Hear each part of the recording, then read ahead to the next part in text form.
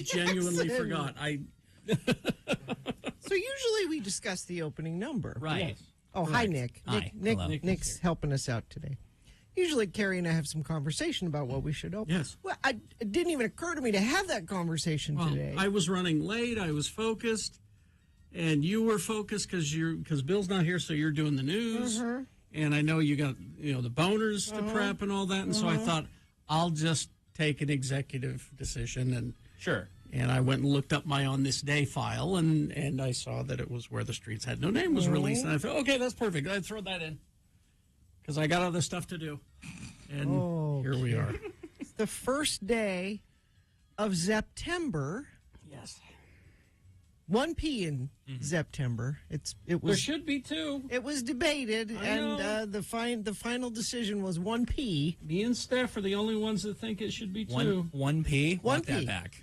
What does that mean? Well, so if you take Zeppelin, there's 2 P's in Zeppelin. Okay. But in September, there's only one. So do you? Oh, the which- literal, Yeah. the letter P. Yeah. Okay. I thought you were saying like LP weird. No. I didn't know what that meant. No. In the spelling of the word Gotcha. September, it has been decided it is 1P. Even I knew coming in here. You couldn't feel the change in the air. No, it's been so hot.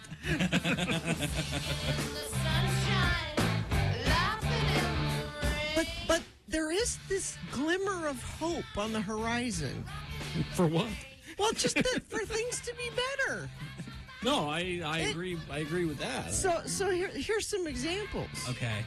And I have a story about this coming up, but just Sarah Palin lost her Yes. election yesterday. Yes. She's done. Well, no, she's not done. She's going to be in the finals in November, but For this special election. for this It's a special election. Yeah. Correct. But I mean, so that was a good thing.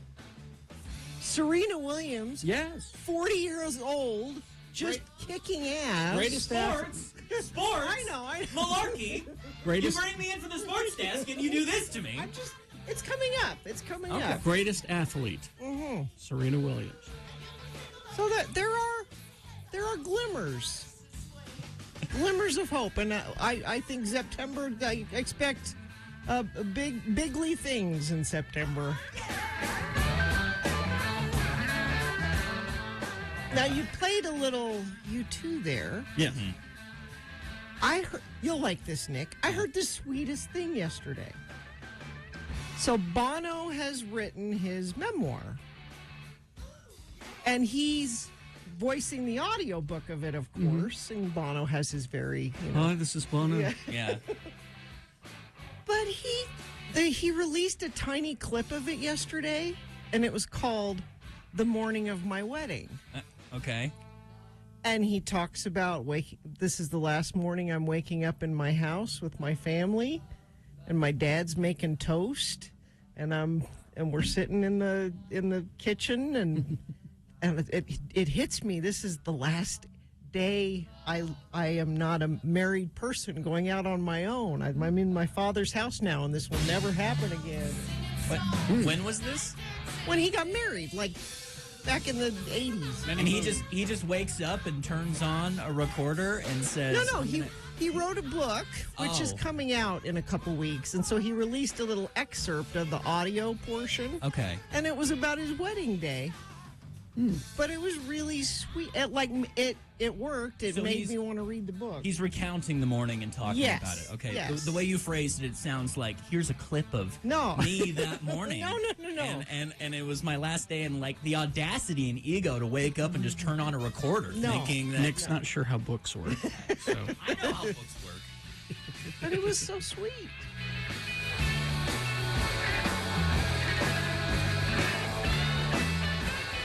I liked All Knowing Suit's tweet about. Actually, he's tweeted a bunch of stuff about September, but I Yes. liked this one. Each year, the ghost of John Bonham rises out of the pub he thinks is the most sincere. Yeah. He's got to pick this one. He's got to. I don't see how a pub can be more sincere than this one. There's no sign of hypocrisy, nothing but sincerity as far as the eye can see. September is turned into a religion. on the part of our attorney, Ed Brass, who's insisting on being here on Tuesday. I think he should be. Yeah. He will be here on Tuesday to help celebrate September, and I'll probably have to open with another song, probably this one. But, yeah, if you follow at Ed Brass Law on Twitter, or let's see, the All-Knowing Suit on Twitter, those two will keep you in the September. Ed was very upset, Carrie, about you missing the boat on the song. He said the SWAT team's on the way to 50 West. I wouldn't be surprised. He was teasing us. He was making us more. I did that. That was a bit, okay? On purpose. We were foaming at the mouth. For I our didn't Zeppelin. honestly forget. That was a bit. Comedy. And we got a light show. We could definitely swap out a segment and just listen to the John Bonham Moby Dick drum solo Sure. for 10 minutes. We'll do that. No one would stop us. I think Todd's out of town. He's not listening. Is he? No, he's... I was going to say good, because I'm kind of checked out as well. Oh, yeah, you've got freshly written Beat Gina questions, and Oh, we have good bunch prizes of other to stuff, give away but, today. mentally, I'm on my way out. You gotta bring the pep, because I might be substituting, but there's no way I can carry this thing. We all know that. We can't rest it on your young shoulders. Not at all. Not at all. Okay. Lindsay agrees with me. September should have 2 Ps. Let's bring this back to a No, vote. it's already been decided. You can't. I've declared that election null and void, and it's time to have a recount. All right. Let's see. Well, the sooner we begin, the sooner we can get it over with. Yes. So, You can check in with your first day of September wishes. September greetings coming up, if you'd like. We'll have a tote bag or a Radio from Hell coffee mug to give Yeah, away. we got a coffee mug, and I also see there's a big fat stack of mouse pads from the last time I was here. I took one. You guys, there's still more. All we right. need to hand them out. Okay. We'll roll up a mouse pad and put it in the coffee mug. So you get it's not a Radio from Hell mouse pad, but it can be if while you're here picking up your mug, you take one of our stickers, place it on the mouse pad, then it is Smart. officially. Outsourcing our job to the listeners. That's right. And our person up front who hands this stuff out. You need to come and pick up those mugs that we gave away. Yeah. Because they're starting to take up too much space on her desk. Oh, you need to come get them. Poor thing. Come and get them, would you? All right. But we got all that and more on the way. Bill's on vacation. People are asking what's going on. He needs a let him have a vacation. Let him have a vacation. And then we're both off tomorrow because lots of people take that Friday of Labor Day weekend off. So Not me. no, you're here. I'm here. Okay. Later, coming up on the show, Mayor Aaron Mendenhall will be here. Robert Gerke will be here. Of course, Dave the Flower Guy later. All that and more on the way. Stand by. Now we've gotten together with the Salt Lake Brewing Cooperative. And we are all putting on, the X96 30th Birthday Brunch. Sunday, September 18th, 11 a.m. to 1 p.m. at Squatters, 147 West Broadway in downtown Salt Lake City. Come and see us. We're going to be doing a live Not Safe for Work podcast. We're going to have our special guest, Tyler Glenn. You may have heard of him from Neon Trees. He's going to be there. And we're going to, Jeff Polychronis, one of the co-founders of Squatters, that is not in New Zealand, is going to be here. And we're just going to talk about 30 years of X96. And we're going to brunch. Tickets are $30. That gets your brunch, seating, and a takeaway branded pint glass that you can take home with you. Of course, you need to be 21 or older to attend the party. And this is selling quickly. Go to x96.com for all the information, and you can buy your tickets right there.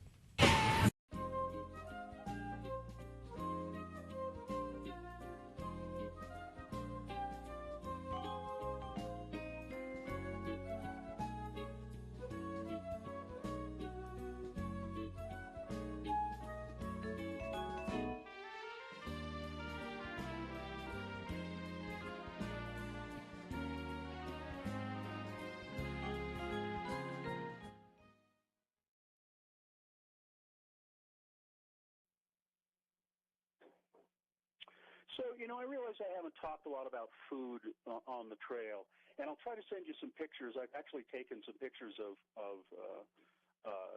plates of food that I've been eating, but it's really interesting. All the places we stop at tea houses for food, and lunch and dinner, and generally we'll have hot black tea.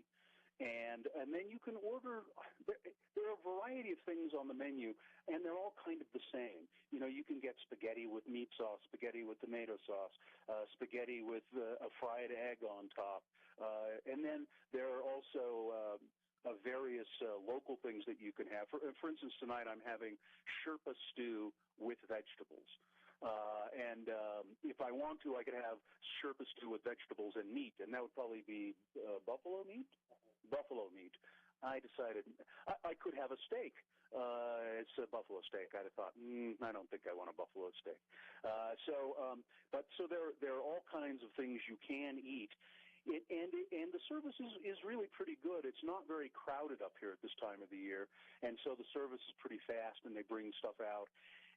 But I don't know how to describe. It sounds like normal food, but it isn't.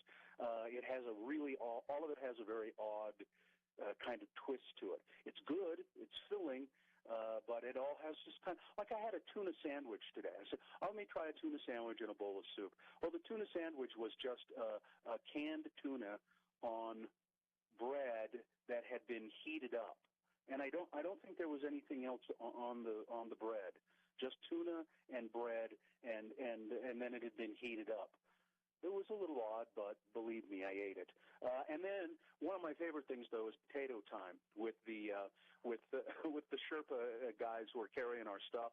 A great crew of guys carrying our stuff, and they all gather around and have potato time. There's a big plate of like red potatoes, so back home, small red potatoes, and they bake them up and they take them in their hands and they rub the skin off of them, and then they dip the potato in this kind of hot, spicy chili pepper stuff. Really good. A hot potato, nothing like it at the end of 2 hours I walked up and up and up today.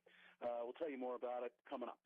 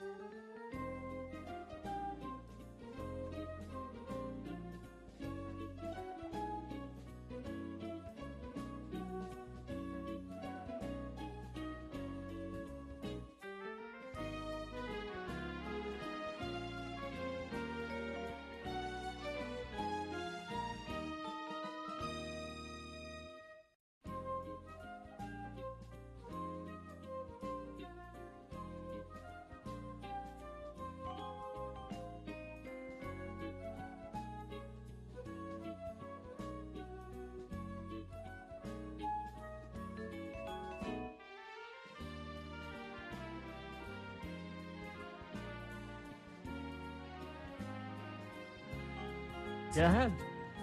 Go ahead. Is that a dare? The deep voice guy, our bronouncer, really should have phrased it more as a dare. Call the Radio from Hell show. See what happens. 877-602-9696. Huh? Call them. Hug around and find out. What's the worst that could happen, huh? Huh? You could win a Radio from Hell coffee mug. That's not a bad thing to happen. No. What's this on my knee? Made you look. Slugs him in the shoulder.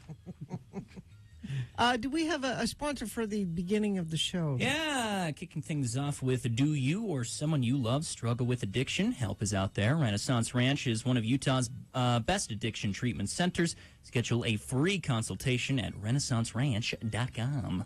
The moon, it's a waxing crescent moon. It will rise at 6:54 a.m. and set at 8 p.m. And today is Thursday, the first day of September in the year of our Lord 2022. And this is the Radio from Hell show with the Lords of Morning Radio. Kerry Jackson, not Bill Allred today. I mean, he's always a Lord of Morning Radio, but he's not here today. Me, Gina Barberi, our friend Nick, your buddy, Nick, your pal, Nick Davis is here helping out today. Hey. Of course, Katie producing the show in the fine fashion she always does. And we also have help from Cameron Diaz and our old friend Dawson, who's interning for us again. Yeah, check in. Here's a texter. Hey, I don't have one of those mugs in my collection. Well, texting will not get you that mug. You have to call for a mug. Yes. You got to put in a little effort. You do. 877-602-9696. Well, since we're waiting for calls, Yes. I have a gift. What is that? This is not for you. Not for me? This is for your husband. Oh, Well, you can share, okay. I suppose. What is it? My friend Jonas works for a beer distributor, Yes. and I see him usually every Wednesday at the comic book store. Yes. And this is because he knows that your husband is a fan of Iron Maiden. Yes, he is. Oh, This is a special commemorative wow. Fear of the Dark. Iron Maiden and Robinson's Brewery bring you Fear of the Dark, a dark roasted chocolate stout, Wow. which is full-bodied and rich, created by Bruce Dickinson and the Robinsons' head brewer, Martin Weeks. Actually, Bruce Dickinson had something to do with. Apparently. So that, I don't know if you can see it at x96.com/live. I'll take a picture of it. That'll be a great Halloween decoration. Yeah, it's spooky. Now, inside is not only a bottle of the beer, but a pint glass. Wow, See. that's so nice. That is very nice. Thank you so much. So- he will love that. Thank Jonas Wow. for that. I'll take a picture of it. You will love it.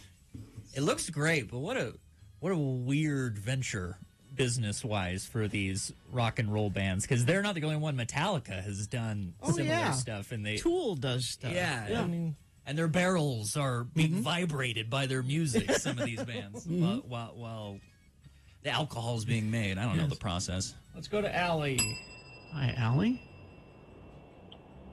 Good morning. good morning. Hi, Allie. What's up? Oh, I'm just calling to get my coffee mug. Oh, Allie, now Oh, you're not gonna offer anything before you ask for a mug. she's the one who did No. text. She texted in Oh. saying, "I don't have one of these in my collection." This is her. Well, I So guess I was actually- the one that got the Patron mug. She fulfilled the And you- bare That's when you minimum. guys have the And you haven't picked up the the Patron Patron mug, have you? I have. Okay, actually. all right. Because I saw one out there. So we must have had a couple to give away. No, I did. And I realized that it's probably just for iced fancy alcoholic drinks, not just whiskey. well, Allie, It's not actually for coffee. now I feel like we have to give you the mug after all. All I right. feel like that's We went through the effort. Well, I would greatly appreciate it. Okay. I have an entire Instagram account dedicated to my mug. It's Oh, all really? like 140 followers. Wow. Well, tag us in it, and Yeah. and we'll pass And it along. and what's the? How do we find it? She'll tag us, and then we'll. Okay. I'll tag you guys, but it's Colonel Coffee Bean. Colonel Coffee Bean. Okay. There you go. All right. Hang on. Thanks, Allie. Periods in between. Get us on your Instagram. Get us on the gram. Tim the Tree Guy checking in. Hey, Tim. Good morning. Hi, Tim. How we doing? All right. What's going on? Nothing. Bill wanted me to call in, so I figured I better do it while he's not there. Yeah, there you go. It's always a good idea. You know, that and Larry's got to stop sampling his product. He's killing me. Larry from Ogden. I'm noticing a Larry from Ogden versus Tim the Tree Guy kind of a thing is happening. Oh no! Here. It's- Are we having a feud? A turf war on the sort of a- check-ins. It's a check-in turf war. It's a. I don't think that's what it is, but still, I mean, he's funny and all, but good Lord, Larry. You're gonna call him out now. He's gonna respond. Yeah, he'll probably call in tomorrow. Yeah. Well, we won't be here. So. Oh, All right, Tim. whoops. All right, well, y'all have a good day. Be Thanks, careful, Tim. Tim. Thank you, Bye-bye. Tim. I always say be careful to Tim because he climbs trees Every day. every day for a living. Jens is here. Hey, James.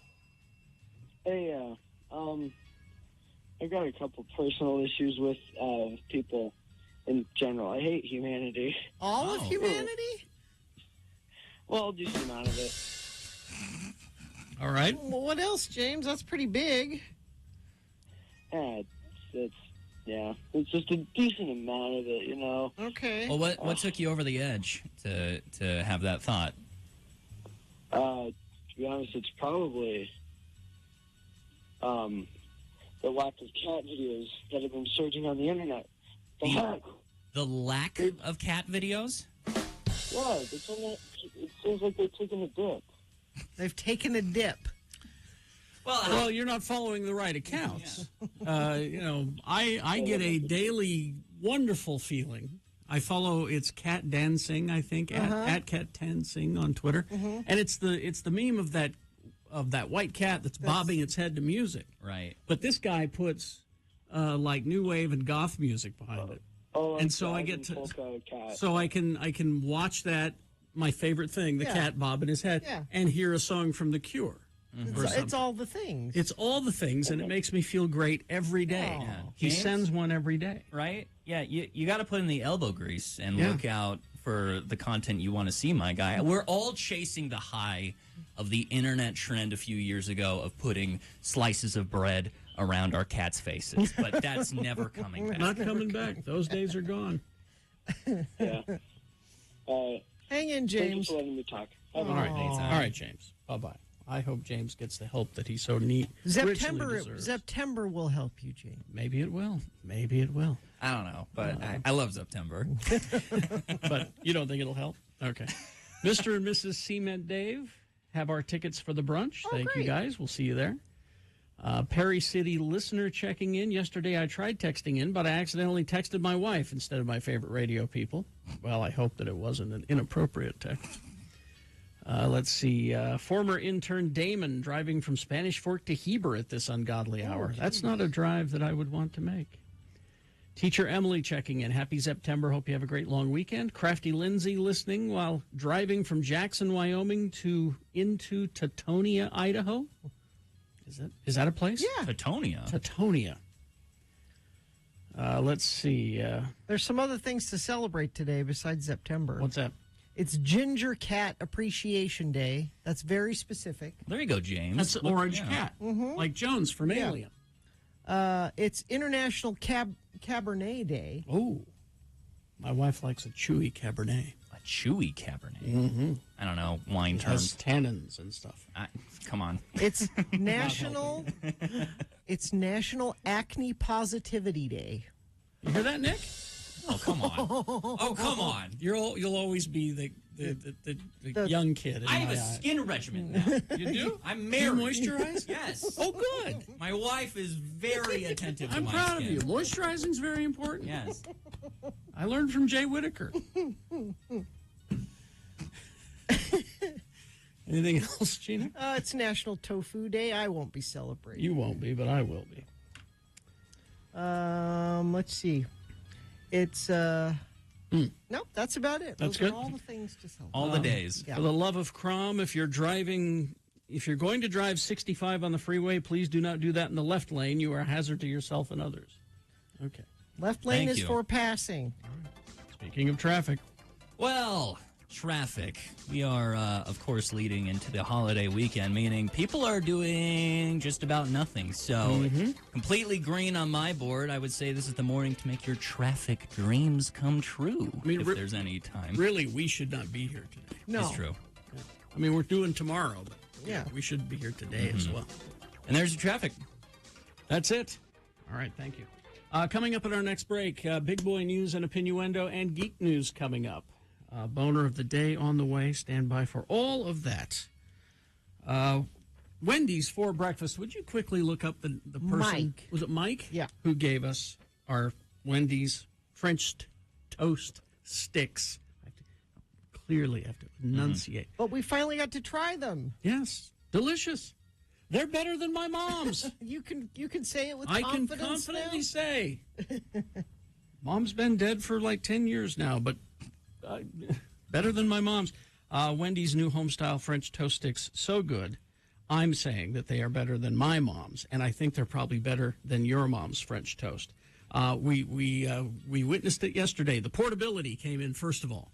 They come in one of those like those fry cup kind of things, and you get the French toast sticks in there, and a little thing of syrup. Yep. And you dip it in the syrup. And you can do that while you're driving. Exactly. They are perfectly crispy on the outside, perfectly fluffy on the inside, and they are available at participating U.S. Wendy's during breakfast hours only. It is Wendy's new home-style French toast sticks. Try them today. They're better than your mom's. Hey, when you get to work, just keep listening.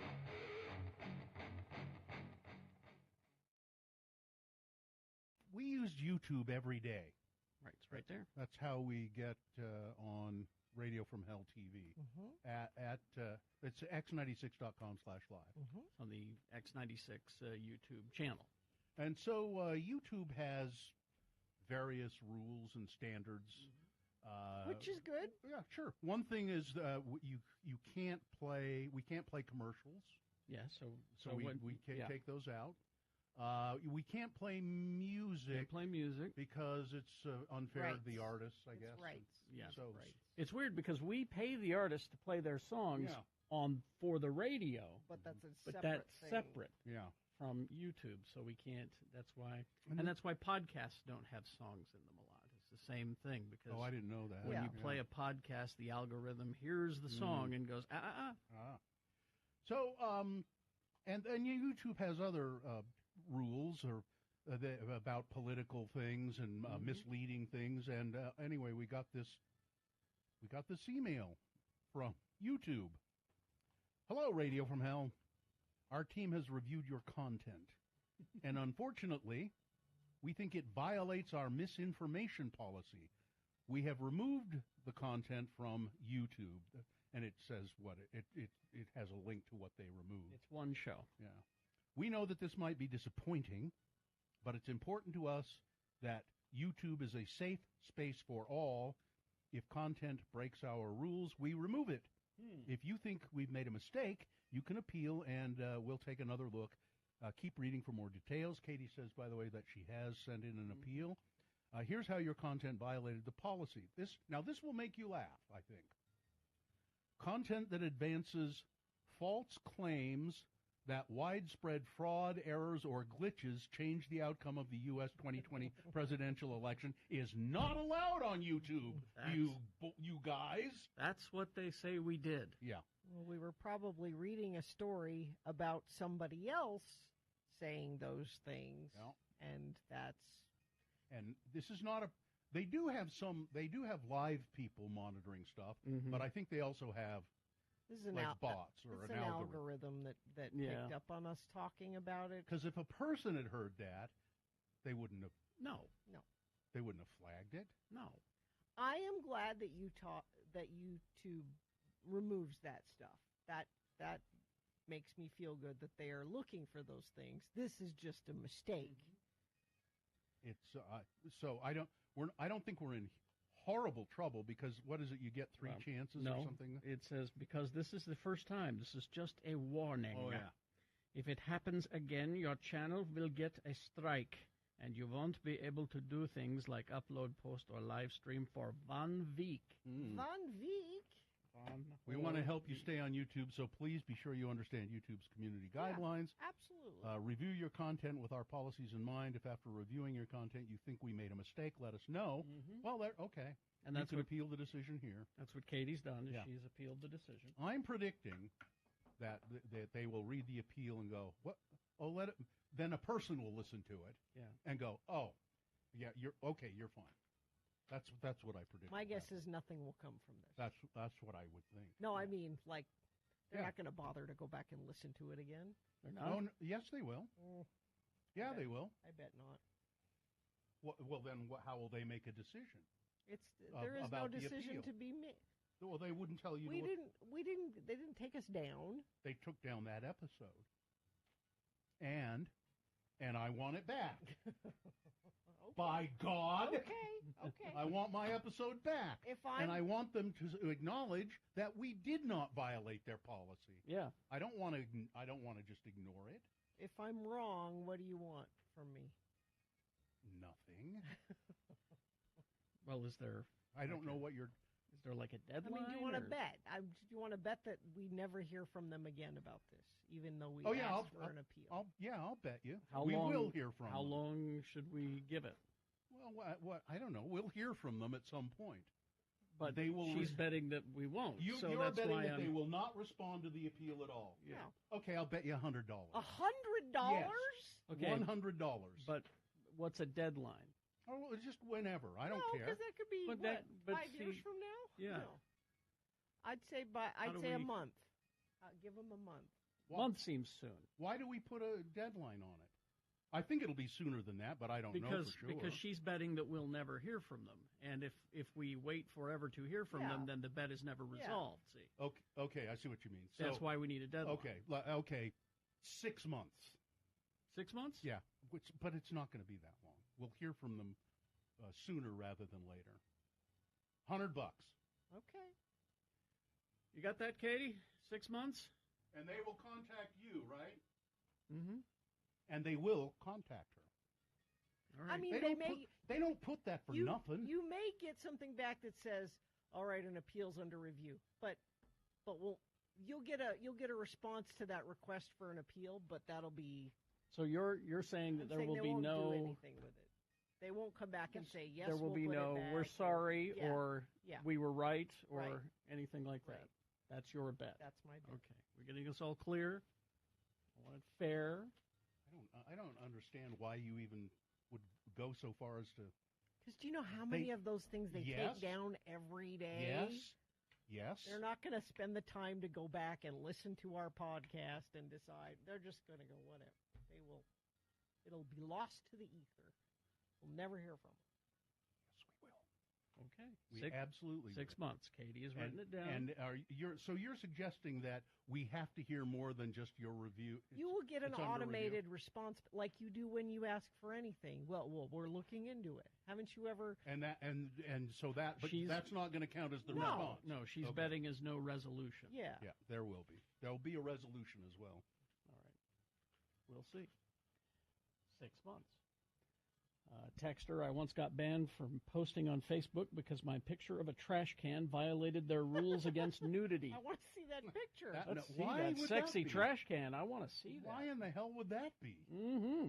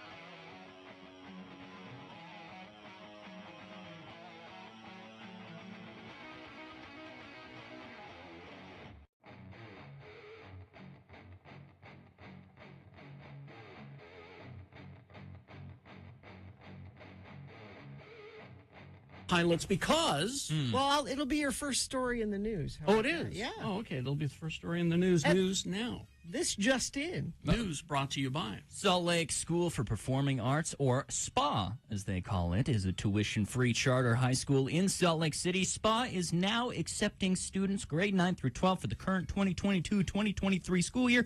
Register today at saltlakespa.org. Well, 21 Pilots frontman Tyler Joseph took a nasty fall in the middle of the band's show, Really? I read the story. messing up his leg pretty bad, all thanks to rogue drumsticks. Don't just What? leave those lying around, kids. The band took the stage in Cleveland, Ohio Tuesday night. The crowd hyped Tyler throughout the night, especially jumping off the platform. Like you've seen 21 Pilot stage shows. I've seen videos of it. they're I all haven't had over the liberty place. of seeing them live. Jumped off a high platform to run across the stage, and that was a big mistake. There's video of this. You can see Tyler slip and crash into an elevated part of the stage. He recovered quickly, or he seemed to. Things looked pretty bad, though, after the show. So he rose to the occasion, finished the show, and then after the show, they're like, uh-oh, he's really hurt. Band posted an explanation backstage with drummer Josh Dunn, saying he dropped one of his sticks on stage, something he rarely does. Yeah. He says, unfortunately, Tyler, who found the stick with his foot, twisted his ankle and sliced his knee open. He'll be fine, but... So he Looney Tunes his way off the stage? Exactly. Oh, man. What, are they going to postpone the tour or anything? It doesn't say that. I think he's fine. I think they'll keep going. Well, I bring that up because they're coming here in a couple of weeks. So Yeah, I think they'll be fine. What's up for debate, whether it's fine or not, is this gondola. Oh, yeah. Very strong opinions on both sides. Utah Department of Transportation said Wednesday that building a gondola is the best option to solve the canyon's lingering transportation issues in the long run. In the meantime, UDOT wants to implement an enhanced bus service. I don't know why we can't just try that for a while and see how it does and then talk about the gondola. But so it's sort of a compromise saying, well, we'll do that, but we really would like to do this $500 million gondola going up Little Cottonwood Canyon. Traffic is horrendous and something needs to be done. True, 100%. Buses are still scary, though. I mean, I've never driven a bus, but I've driven our radio vehicles up there, and it can be very precarious. Yeah, in the winter it can, they have the avalanches that cover the road, and part of their thing for the gondola is, well, that wouldn't matter. Then we could get people out of the canyon if there was another way. Because that canyon specifically has like some of the biggest snowpack in the entire state. Well, and it's really steep. Right. So, and there have been times where people have been stuck up there because of some sort of avalanche. So why are people against it mainly? All the traffic that it's going to cause at the bottom of the canyon, and they're going to have to put in parking lots, and it's mostly the money. There's that, and it's constructing the thing. You'll have to tear up part of the canyon in order to construct it. That's a pretty heavy residential area over there, too. We're going to have Robert Gerke on the show a little bit later today, and he just wrote a column about it. Oh, he did? So it'll be interesting to talk to him a little bit Get more. his take on it. About it. Let's see. We have a couple of stories about animal shelters that were making me sad. So down in St. George, everybody got their pandemic pets. Oh, yes, yes. Me included. There's that. And there's inflation, and people are having, struggling a little bit harder now. And maybe one of the first things you decide you can't afford anymore is a pet. Food is very expensive. Food's expensive. Yeah, people don't think when they get pets, they need to go to the doctor, and they need food, and they need grooming, and they need it's expensive. You didn't know your dog was allergic to chicken, and now you got to get a dietary thing for them. And people put the same amount of thought into getting a pet that they do having a kid, in my opinion, because they don't. Right. They just go, I want to see what a little one of me looks like. And that's not a good enough reason. True. But anyway, back to pets. But the bad thing is, in St. George in particular, they close, and people drop pets off in crates. In the heat of St. George? In the heat. That's and just awful. leave them there. And they're closed. There's nobody there, and they can be there for hours in the heat.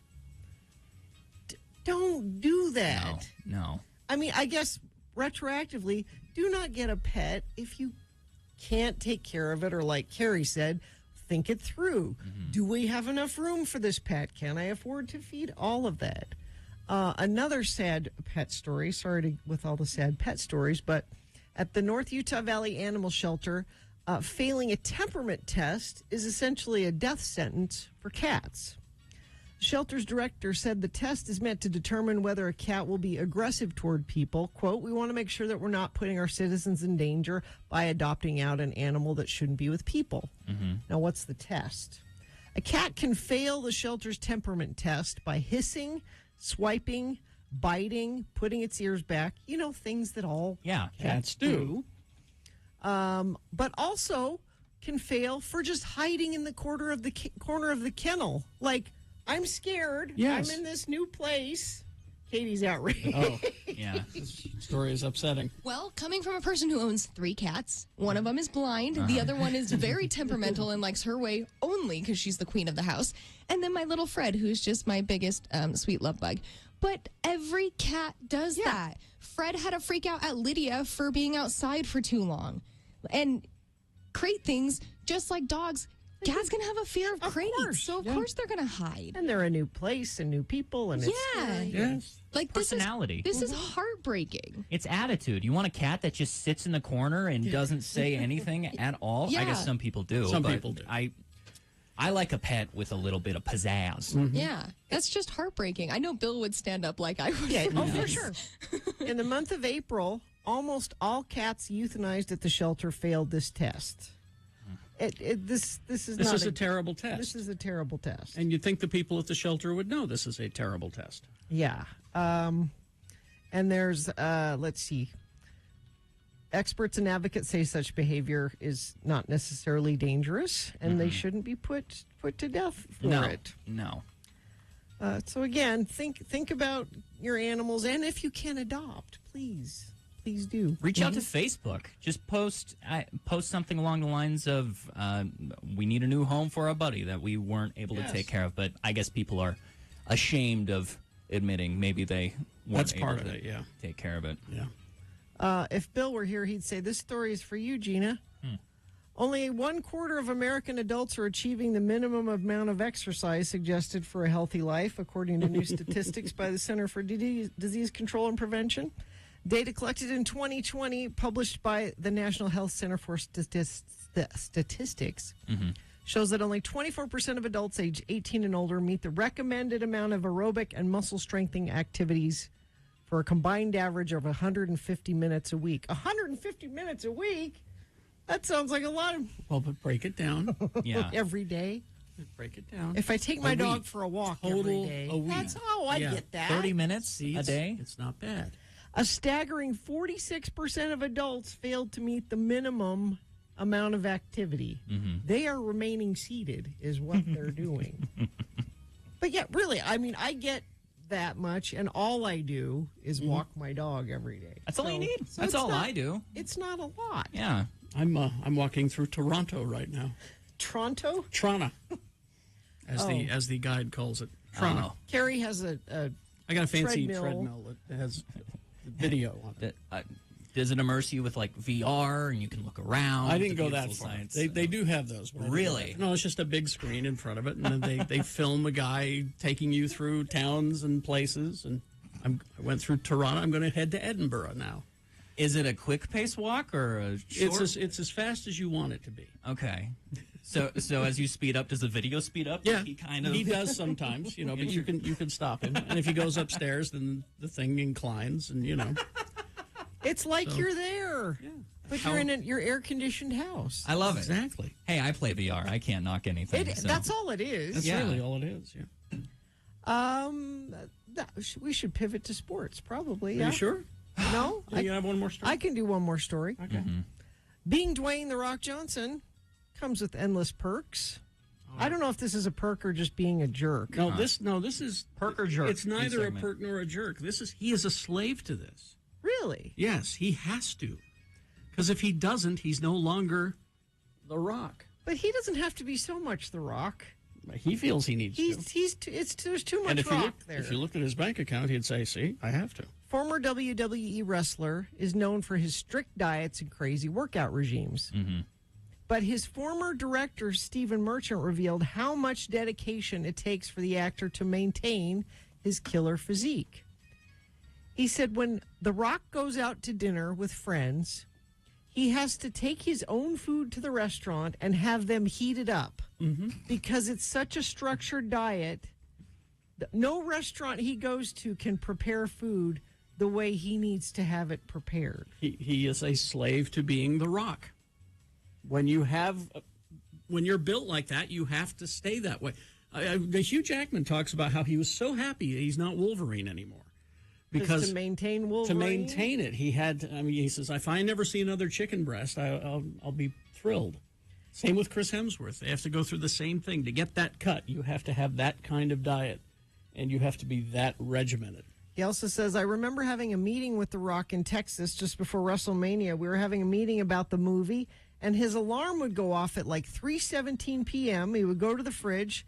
There would be turkey and rice with the number 317 on like a little piece of tape, and he would microwave it. Like his food, that's not 3:15, 3:17. Exactly. I have to have this Wow. turkey and No, rice. it is that much of a science.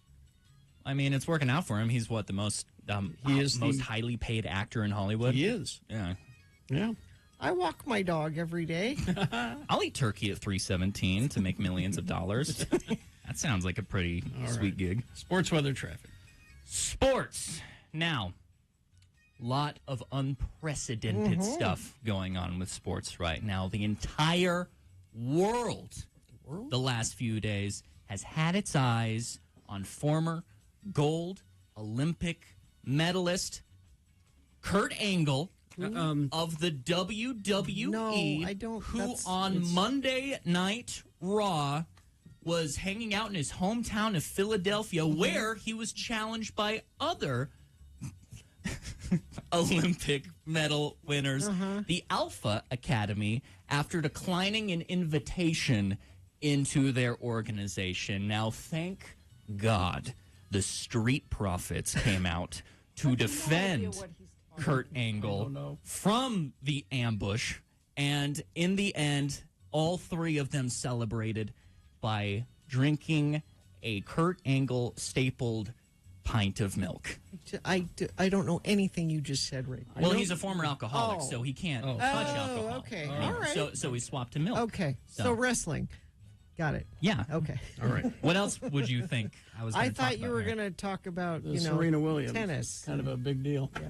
Tennis? Mm-hmm. Do they have pile driving in tennis?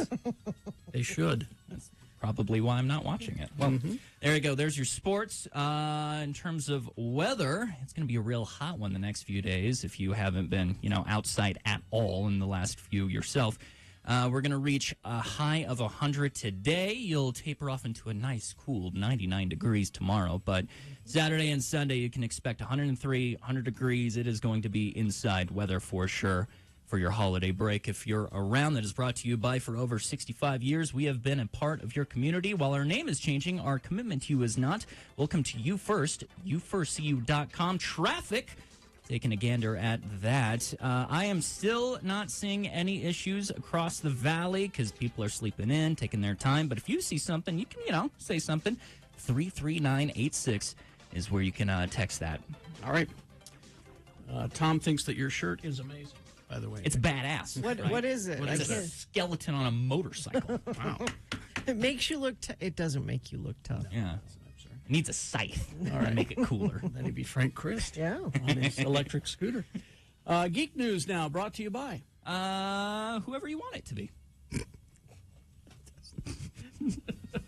All right. Caught me off guard. Mercedes-Benz. All right. Okay. Let's see. Pity the cast of the House of Dragons. Why? It says here in this story from IO9. The actors playing the Targaryen family might be wearing those awful wigs for quite some time. Oh. Sorry, you're successful. Sorry Is that what about your. Sorry to hear about your success. You have to wear those awful wigs much longer. The series has already been renewed for a second season because the second episode, the audience actually jumped up from 10 million people to 10.2. Wow. Now, that 0.2 may not sound like a lot, but believe me, it's a lot. In the entertainment industry, that's a lot. Do you Really? watch the I'm- Game of Thrones? I the House watched. of Dragons? I watched it previously. I think I'm gonna wait till the whole season comes out and binge it a little bit. Okay. Yeah, I'm waiting to. I like this story here. It says basically people either started watching the show based on all the positive buzz it's been receiving, or they enjoyed the streaming, the premiere a week later, so much so that it's become appointment television. And this article suggests that maybe the spin-off series should be called Oops, All Targaryens. Coming up. I like that. Yeah, I'm a Hobbit head, so I'm saving myself For the. For the Lord of the Rings. The Lord of is the that Rings. this week or? Tomorrow or the next day. Tomorrow, the next day, they put out some to critics, to internet influencers and people like that. And so far, the buzz has been, it looks fabulous. I haven't read any reviews about, is it good, though? They say it looks incredible. So, sometimes it takes a minute to get good. Yeah, so don't watch it on your computer screen. Okay. Right. Watch it on a big TV, apparently. Let's see. Now, Halloween is quickly arriving, and this is mostly a story for Katie because she loves the horror movies and the classic horror movies. Do you have Peacock? You do? Okay, good. Because that's what this is all about. Peacock is adding a bunch of new content to its service this month. They're adding a whole bunch of movies, like Shaun of the Dead, Candyman, and my favorite, The Frighteners. I just love that movie. But on September 15th, Peacock is adding over 24 old-school horror movies. These are the legendary, iconic Universal monsters. They're adding a bunch of them. Katie's excited. So you're going to get to see from 1935, Bride of Frankenstein. You're going to get real old school. Exactly. From 1960, Brides of Dracula. The Creature Walks Among Us from 56. Curse of the Werewolf, 61. Dr. Cyclops. Dracula from 31. Evil of Frank. All these classic ones. There's a whole list of them here. It Came from Outer Space, which is a favorite of mine. You could just have that always running in the background at home. Just all October long. I've been to a few hipster bars where they do that. So all of those classic ones from the 40s and the 50s and the 60s, Werewolf of London from 35. Now, it's interesting to me, though, that two of them are not on the list, and that's the original Creature from the Black Lagoon, not on the list, which surprised me, and the original The Wolfman, not on the list. Maybe they're rights issues or something. Could be. I don't know. But it's on your Peacock, and you can also watch The Black Phone on the Peacock. Is that good? It's very good. And also that's a new one. That's not the old. That's a new one. I don't know either. And Halloween Ends is coming up on your Peacock. Also, Jurassic World Dominion on September 2nd. So all the things. All the things on the Peacock. And while we're talking about the streamings, Showtime has been added to Paramount Plus in a revamped bundle offering. Because for your Showtime, they never had their own streaming. They're joining with Paramount Plus. That's good. I have Paramount Plus. Yeah. It's part of this revamped bundle. So, I have the Paramount Plus for all my Star Trek, but now I can watch my Yellow Jackets on it. Okay. And, Dexter, if you've a mind to. So, there will be increased pricing with that, but it's worth it to me just for Yellow Jackets. Harley Quinn, the cartoon, not for kids, has been renewed for season 4 at HBO Max. I advise you watch this season to see the star Billy Bob Thornton. Yes, the real Billy Bob Thornton is on this show. As himself? As himself. Okay. As himself. So that's been renewed for season 4. And your Disney Plus in September, on September 8th, it's Disney Plus Day, which means they're going to be adding a whole bunch of new shows, including Thor: Love and Thunder, the movie. I haven't seen it yet. Will be on your Disney Plus on the 8th of September, along with a making of Thor: Love and Thunder and a making love with Obi-Wan. Making of Obi-Wan. September 8th. There you go. Traffic, please. Traffic. Just elongating my words so that I can refresh the page. I'm seeing green across the board, so wherever you want to go, you should go there. How about that? Go on. You should just go there. Go on. Go on, get. 33986 is where you can report your traffic to me, which I'm actually seeing something come in right now. Crash southbound I-15. 12th Street off of Weber Co. right shoulder. This is all condensed. Why don't I figure that out for the next Weber batch of County. traffic? Weber County. I know words. I know things. You know how books work. 33986. Again, tell me how to do my job. Thank you very much. Boner of the day coming up, along with some big boy news and opinio and other stuff, all on the way. KXRK Provo.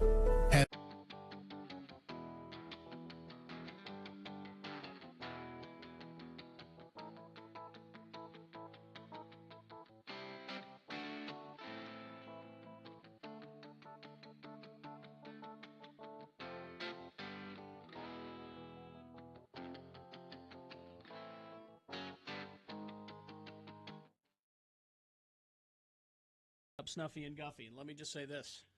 Mm-hmm. What has happened, we look at the camera, what has happened to Snuffy and Guffy is a tragedy, all right? They're still on, aren't It's they? a crime, what is happening. You know when they recast Bo and Luke Duke on the Dukes of Hazzard? Same thing. It's exactly that. It's exactly that. I actually heard one. Recently? Yes. Yeah. Oh, they're still using it. They're still using the jingle, and it's like imitations of our voices that we did. Yeah. It's a crime. You only would have heard it if you listened to the Cocteau Twins. It's a crime. What is happening with Snuffy and Guffy? Man. All right. Well, it's time to do the news. news. You can't do that. I was never clear which one I was. You were? You're Guffy. Guffy. Carrie, Bill, Snuffy, Guffy. It's easy to remember. So I was Guffy? Yeah. Okay. It just never mattered. That's why I was unclear, because it didn't matter. There were no, they didn't have any clear character traits. They were just two hillbillies. All right. Big boy news, and it's a tragedy. I'm telling you, it's a crime what is Actually, happening. I guess they did have. So me, Guffy, yes, was the henpecked one, right? Wasn't I always the henpecked one in the commercials? That was one of Well, his. my wife says I can't. Exactly. I've got to go to Smith and Edwards and get myself a new belt. My pants keep falling off. I'm looking to see. Oh. What? You have Do some? we run some Smith and Edwards I was in one of wondering our if stations? our country station had that. But No. Nope. Well, they're just 17 seconds, so I doubt they have the characters on them. There's always something going on at Smith and Edwards. Oh, that's just Pete. Well, Pete would hate that I just said that. That's just Pete. You outed him, You outed the Carrie. character. Yeah. All right. Big boy news and Opinioendo now brought to you by Smith and Edwards. the Country Boy Sure, store. why not? They got everything you want if they can find it. Send him a bill. We ought to send them a bill, and they'll pay us in Army surplus. That's right, Snuffy. I mean, I'm telling you right now, you listen to those ads. It is a crime what is happening. Let's see if I can get. I done nuts there for a minute, didn't I? All right. Edge! I'm telling you, Edge!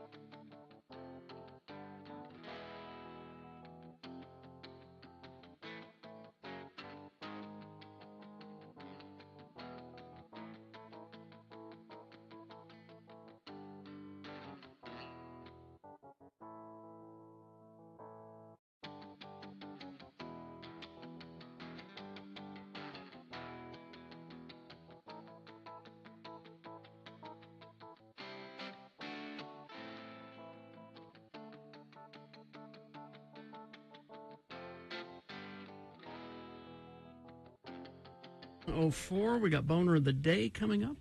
Stand by for that. So during the pandemic, kids that were doing school had different reactions to that. My daughter, If she could do her entire college career from her bedroom, she would be thrilled. That was right up her alley. I'm the same way. I'm trying to do that right now. My youngest, however, Muhammad, had a really hard time with it. He's super social, and he can't sit still. He has to be out and doing things and around people. Sure. And so coming out of the pandemic would have been his 8th grade year. And he came to my husband and I and said, my whole life I've gone to Catholic school. Could I please, for 1 year, go to school with my friends in the neighborhood? Because one of the things when you go to Catholic school is you don't have the neighborhood friends that you go to school. Everybody lives all over the place. And he has tons of friends in the neighborhood. And we thought, he needs a break. Okay. And so we said, sure. And the understanding was always, you're going to go to Judge for high school. But for 1 year, yeah, you can go to the neighborhood school. And it was awesome. He walked to school with his buddies. Okay. He could wear whatever he wanted. Academically, a little easier than where he was. It was great. Oh, always the understanding, you're going to go to Judge. And he didn't fight that. That just was what he wanted to, because he had friends going there too. So we register him at Judge, and Judge started a couple of weeks ago. Right. And he's there and loving it. And but then the public schools all started like last week or this week, depending on what district you're in. And East High School started on Monday, which is the school he would have gone to if he had continued with where he had been at 8th grade. Right. And I'm sitting here at work, and I start getting Power School alerts on my phone.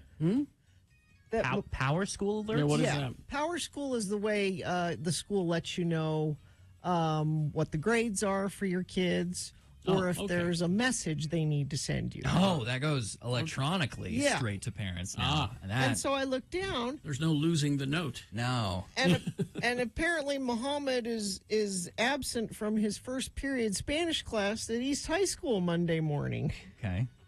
He doesn't go to East High School. So they still have him on the books?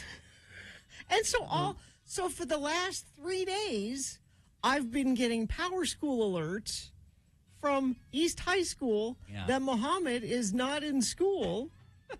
Now, of course, I have called East High School, where an automated phone answers and says, please leave your message, and I have left messages. I have emailed East High School. Muhammad is not... I never registered him. I never filled out any paperwork. They just assumed and gave him a schedule from where he was, without me doing anything to say, yes, he's going to school here. I've called, I've emailed, I've texted. So now I'm asking on the radio. Oh, this is your last... this is your plea. This is your Hail Mary. Could you please... Catholic reference there. Please remove Muhammad Jones from... But the funny thing is, all his neighborhood friends are there. So the teacher's at the front of the class going, Muhammad Jones... And they're like, he don't work here. No, so he said he was getting texts all day going, did you change your mind and switch school? Are you here? And he kept them going all day on Monday. He's like, oh, yeah, I'm here. I go to school to East. I'm at East. I'm sitting right next to you. Can't you see me?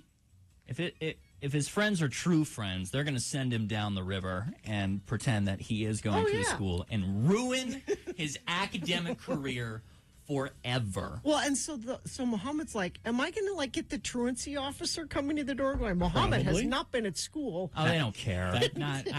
I attended public school, and I missed a lot. And they don't care? I did not talk once to a truancy officer. Oh. No. But so if this doesn't work, me saying into the magic box on the radio, my son doesn't go, I didn't register him there. He's not. I'm going to have to go in there because you call and there's not a live person that answers the phone.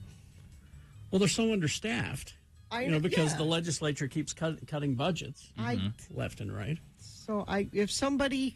Because, education's not important. We need to keep them stupid, so they'll keep voting for Republicans. Well, as an advocate for all terrible, sneaky students out there... Okay. Currently going to school, by the way. I don't know how any student who would have been in my position growing up would navigate these electronic alerts that parents No? are getting. You think? No, Yeah, not at all. That's the mind blower to me. Yeah. Oh, yeah, you get an immediate, your kid's not in class. Yeah. Like right now, and not because in my experience, they would call later the afternoon. Yeah, there was an automated message like, "Hey, your student Nicholas Davis didn't make it to class today, right?" Yeah, and so you you- just had to beat the phone. You had to get home and you had to pick it up before the phone. Yes. So you still get those, but Okay. like it's the end of first period. So I guess they give you all of first period to show up, and if you don't, then you get an alert. on your Really? phone. So that means that, well, maybe there's a system in the class or something Yeah, that an electronic. is an electronic that sends it, and that's what- Everything's in there. I can see what assignments are missing. I can see. Oh, this is due on Thursday. Have you worked on this yet? Wow. You would have Boy. hated all that. I would have. Every excuse growing up was just the story I wove with my parents. And the Yeah. story I wove Me with my too. teachers. Of My parents would have lost their minds. You know, I know it says it's due on this day, but the teacher told us it's due on this day, so I'm not going to do it. That's And what then- not my phone says, mister. Yeah. You wouldn't get that. You wouldn't be able to make those excuses. Oh, man. I think about all the trips that we made up from Salem to Salt Lake to Slough. Yeah. Slough, that's what we called it. Slough. And we'd come up to the punk rock record store and hang out there for hours Nope. and then go to the Blue Mouse and see art house movies. And, It's all on there. it's all. And what was great was because we were all in the stage crew. Yeah. And we were able to just walk out of classes. Oh. Because we have we'd say, important- we got a lighting rig we got to put on. Things like that. Yeah. Sound check, Yeah. for the hypnotist. Got to do that. Sound check.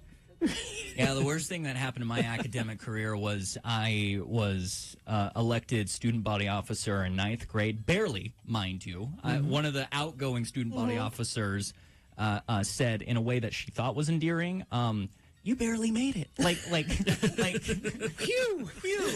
You made just the amount of votes to get in. I was the lowest voted But member you made of it. the 9 people in. But you made they give you the jacket, and all you have to do is wear the jacket, and it's a free pass to go wherever you want at any time. That's why you want it. That is the reason for That's getting it. Yeah. That's all I wanted. You don't really want to make a difference. No, not at all. And people are texting, and I am reading. Call the actual office, not the attendance line. Oh. Is the thing. And it says after 10 days, state law says that they have to drop him from the rolls. Oh. So you won't have to worry about this pretty soon. Okay. I'll just have to keep getting alerts on my phone for 10 days. But is that going to bite him in the ass as well? Like don't you got think so. dropped from school? He also said maybe I should just start showing up occasionally. Yeah, just like hi, and then run. It's hilarious, Like, we're but just- that would flush his entire academic career Yeah. down the toilet. yeah. No, we're not going to. But it would be fun. I'm all about stuff for the yucks, though. Taking a gander at the traffic, I am seeing green across the board, but there are a few incidents that have come up. I specifically am looking at a place over. These are roads I have never even heard of. Like what? I'm not even going to say that out Okay. loud. So I'm not even going to say it out loud. I'm Is not it- going to say it out loud. is it Okay, a- this is it's my a- traffic all right, report okay, today. I'm sorry. Go ahead. That It's all you, baby.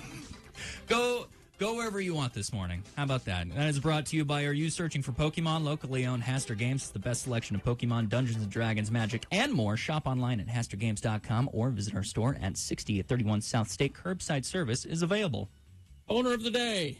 Ed, you want a teaser? Sure. Boner candidate number 1, News Authority Demons. Boner candidate number 2, everybody's going to have to get off this plane. And boner candidate number 3, don't I look 43? All right, boner of the day, big boy news, all coming up after these. Stand by. Brooklinen.com. Don't forget to head to Brooklinen right now and save on high-quality home essentials for this Labor Day. The sale is on now. We're talking about the Labor Day sale. It's happening right now at Brooklinen, celebrating summer's last big holiday weekend with a site-wide sale happening now. So it's just in time to stock up on cozy, high-quality bedding, towels, and more. before the leaves begin to fall. This might be a good time to shop early for Christmas, perhaps. That would be a good idea. For a limited time, every Brooklinen product is on sale. So we're talking the sheets. I love my Brooklinen sheets. The bath towels are terrific. Cloud-like pillows, throw blankets, and more. Go to brooklinen.com. Take a look. You're going to find all kinds of wonderful stuff. And again, I know it's the Labor Day sale, but think about this for Christmas. Don't forget to head over to Brooklinen right now to save on high-quality home essentials this Labor Day. If you're listening after the sale, you can still save. Visit brooklinen.com. Use the promo code X96 for $20 off plus free shipping on your purchase of $100. That's BROOKLINEN.com and the promo code X96.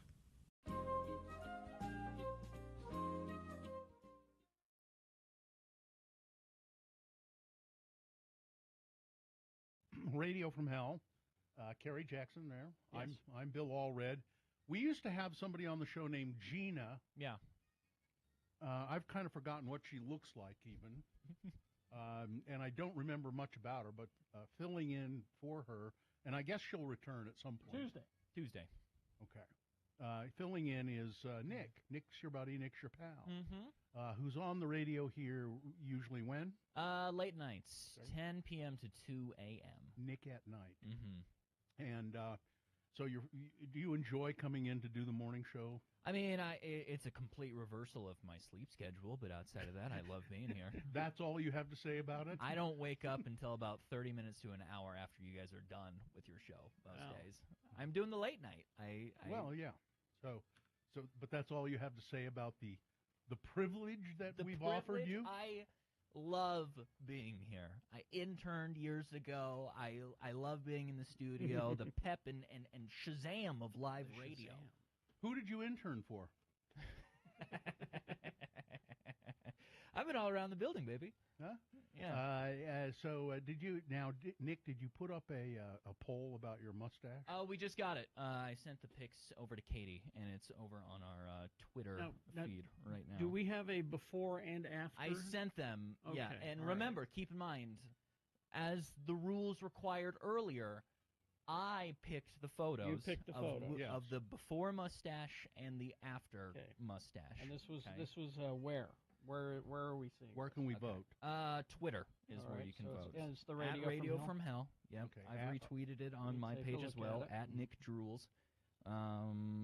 Yeah, only Now a few votes so far. The question is, should Nick shave his mustache or not? I mean, the question on the poll says what looks better, but Well, I think this is what we need to get to. Yeah. Okay. Now, you purposely picked a very dour and sad. I mean, you're dressed the same. I admire that. You're wearing the same outfit. Yeah. But the picture that you picked of you without the mustache, correct, is you're purposely being unattractive. I think I look great in that photo. You look like Wesley from Star Trek: The Next Generation. I'm in front of a mirror. I'm trying to bring my model face together. Well, now there it is. If you go to x96.com/live, you can wearing see a Christmas sweater and sticking his belly out.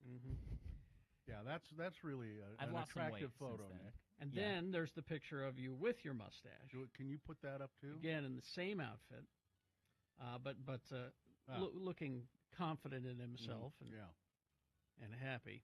What is the motivation, Nick, for you to grow and sport a mustache?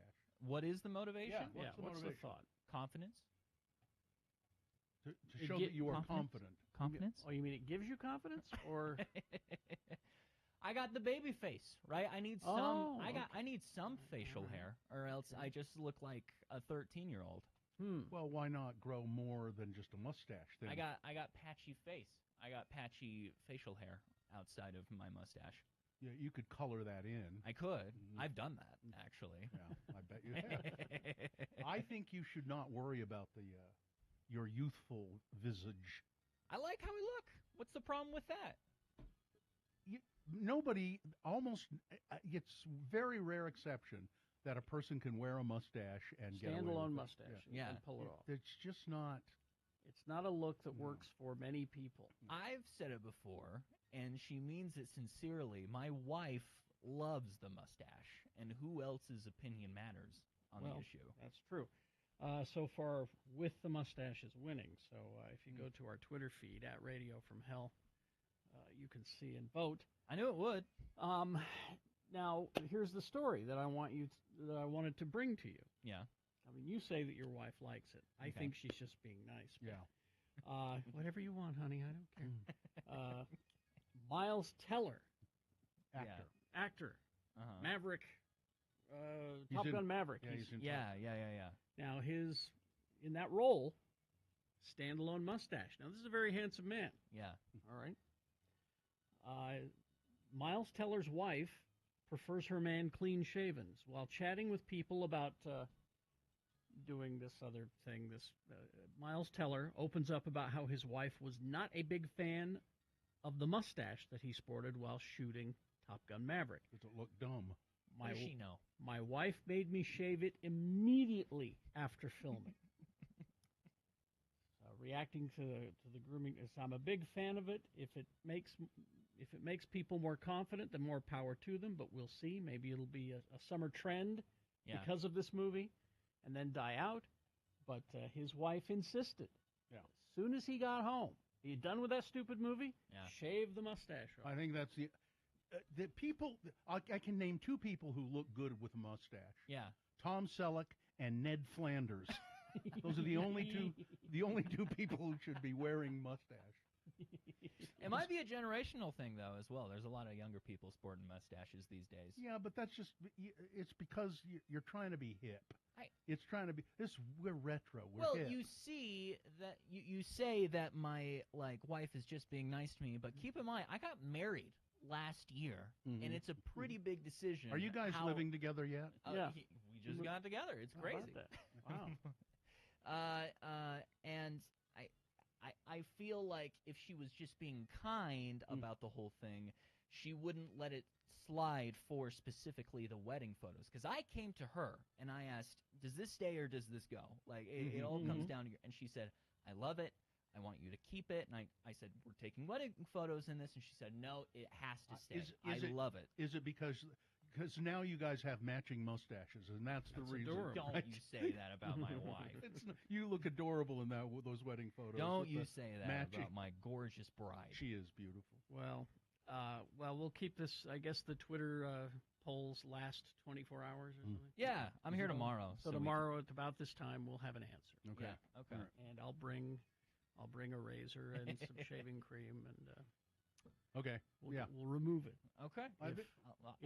If the voting goes that way. If it goes that way, I may let you shave my mustache off my face. Okay. I'll bring my straight razor. Yeah.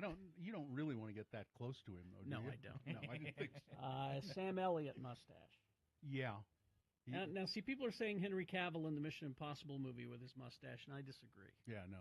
I thought he looked good in that. Clean shaven Henry Chris Cavill's the way to go. Chris Evans has one in this Netflix movie. I saw a little bit. He doesn't look bad, I have to say. He got rid of it, I think. He said he grew it because he was playing the villain and he wanted to have a mustache. Twirl it. To twirl. Yeah. He's a damn handsome man. Handsome man. Yeah. That's yeah. So, see, if you were more handsome, you might be able to pull this off. Yeah? Yeah. All right. Fair enough. You're not handsome. You're cute. Oh, I'll take cute. You're just, well, then shave the mustache. You're even cuter. Thanks, Bill. Sure. Yes, a guy in the chat room just posted a picture of Michael Cera with a mustache. Oh, yeah, that's and bad. that's kind of the energy that. Yeah, I've seen that being picture. What else could I bring to the table to make the mustache work? Tattoos are hip. I'm looking to get a tattoo. Why don't you tattoo a mustache on your face? On your face. Yeah? Yeah, do that. No, people are bringing up Nick Offerman. Yes, Nick Offerman looks good with a mustache, but if you've seen him without the mustache, he looks great. He's that even way. more handsome. You think? I think he looks better. Yeah.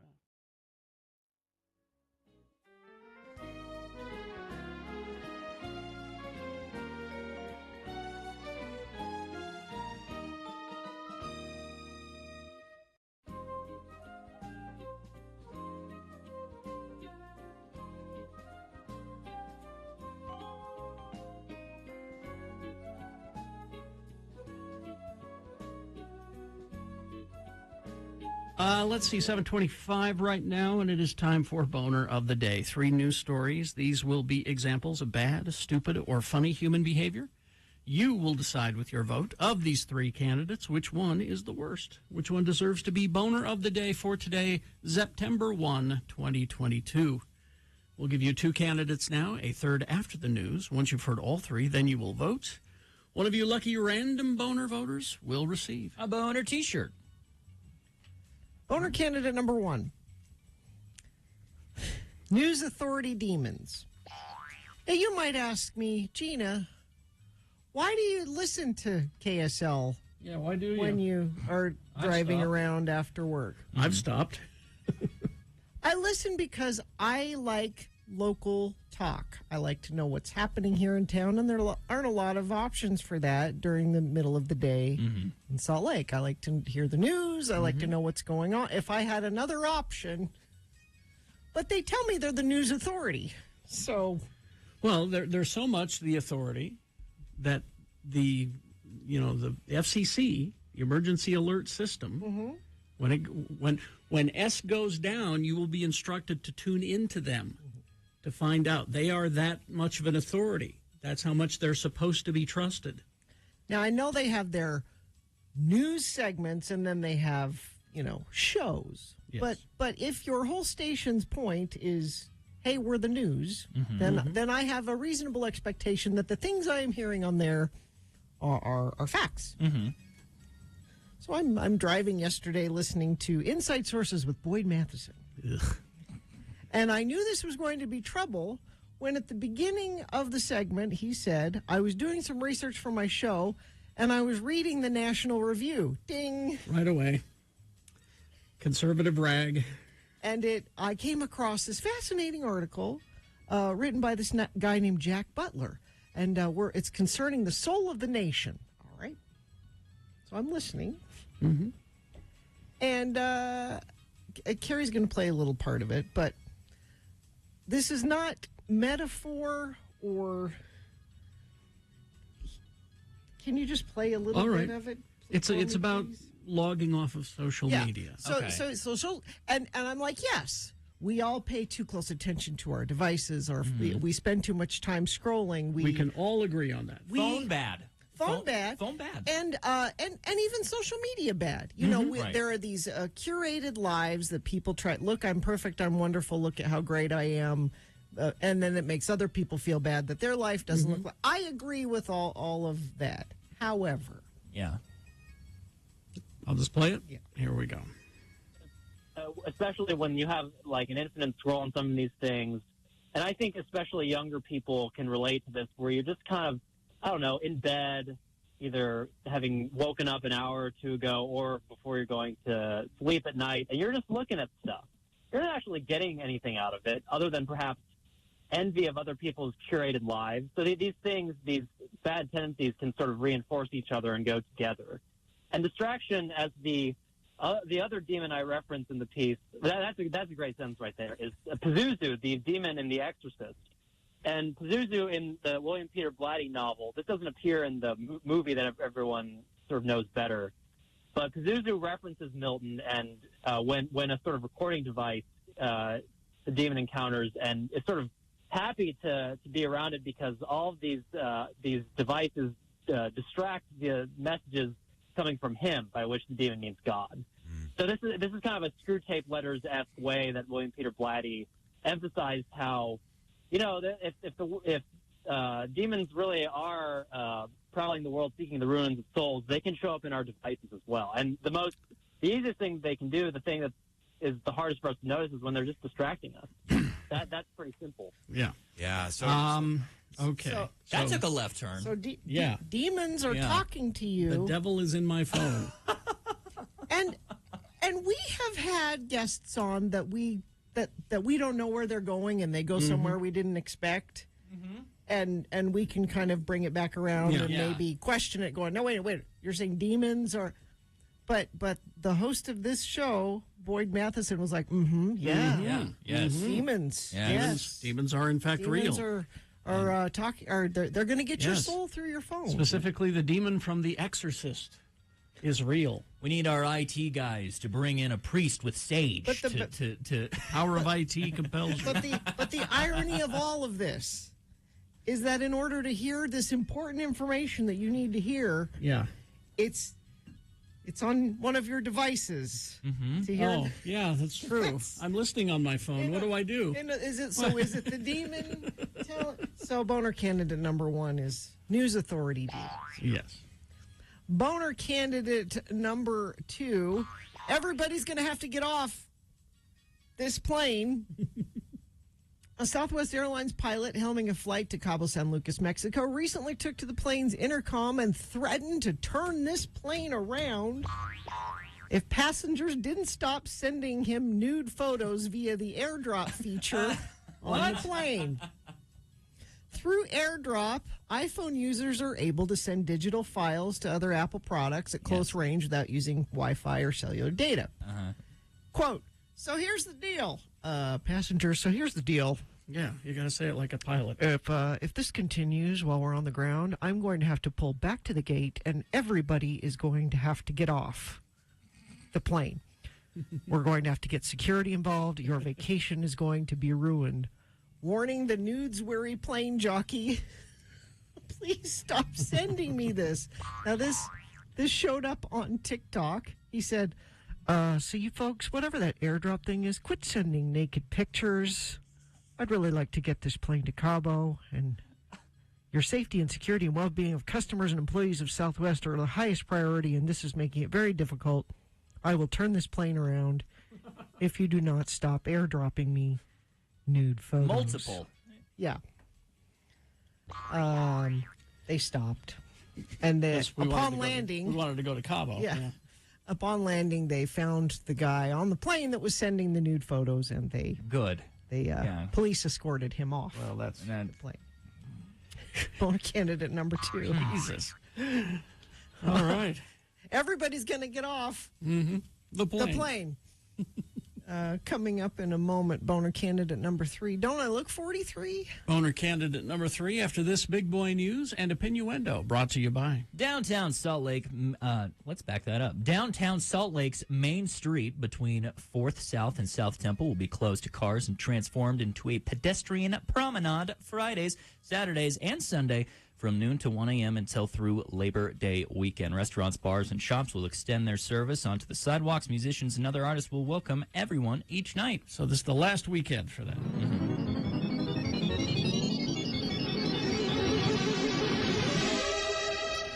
As West High School launched the academic year this week, it rolled out an updated dress code. The code acknowledges how teens dress for school in 2022. Okay. You're going to like this, Carrie. Am I? Yeah. The school's revised dress code draws a bright line between what's important and what's not. And what's important is teaching and learning. To learn, students need to be in class. Okay. Doesn't matter so much with what they're wearing. I've always felt that. New code allows sleeveless tops, hoodies. You can wear a skirt, dresses, shorts, leggings. It's okay if your underwear waistband shows over your midriffs. Hats and head coverings are permitted. You can't cover the face unless you're wearing a mask for mask reasons. But pretty much everything goes, and there's no gender specific. You know how it used to be, okay, boys, just dress nice, and then the girls was you can't wear this, you can't wear this, you can't wear this. The girls' list was always longer. Yeah. Double standard. It's a nice change. There are no gender specific things. There are pretty much whatever you're comfortable in. You can wear your pajama bottoms to school if you. They just want you to come to school. Yeah. So, updated dress code does not include language found in some dress codes that say short skirts must be worn at a certain length. Doesn't spell out certain measurements for shoulder straps on tops. Well, it's one less things for the teachers to worry about, which is good because their classes are bigger because there are less teachers. Now, the things they can tell you can't wear, they say, are for safety reasons. Yeah. No gang attire. Yeah. Swimsuits. Well, that's just unsafe. Yeah. Anything that has language that promotes drugs or alcohol or smoking or something. Yeah. So they can still say, hey, that's That's not appropriate for school. Common sense clothes reform. Isn't it nice? Is what this is. About time. Yeah. So way to go, West High. I think that's great. In other education news, not so great. Southern Utah University theater professor is suing university leaders after he was instructed to use they/them pronouns when referring to a non-binary student or face sanctions, according to a civil rights lawsuit filed on Tuesday. Richard Bugg, a tenured professor at the public university in Cedar City, alleges that his right to free speech is threatened by SU. So the teacher's right to free speech is threatened because the school is requesting that he, quote, engage in politically sensitive speech to which the professor is politically and educationally opposed. Wow. So he's suing because he has been asked to use they/them pronouns. Use they/thems. Oh, what a burden! This poor man. It's so hard to say they/them instead of filing an entire lawsuit about the whole thing. That's simpler. Yeah. That's the easier solution. There's a wonderful scene from, again, everything I learned from cartoons and Star Trek. Deep Space Nine, a Klingon. Mm-hmm. Now Dax is a Trill. She's got a slug living in her stomach. Mm-hmm.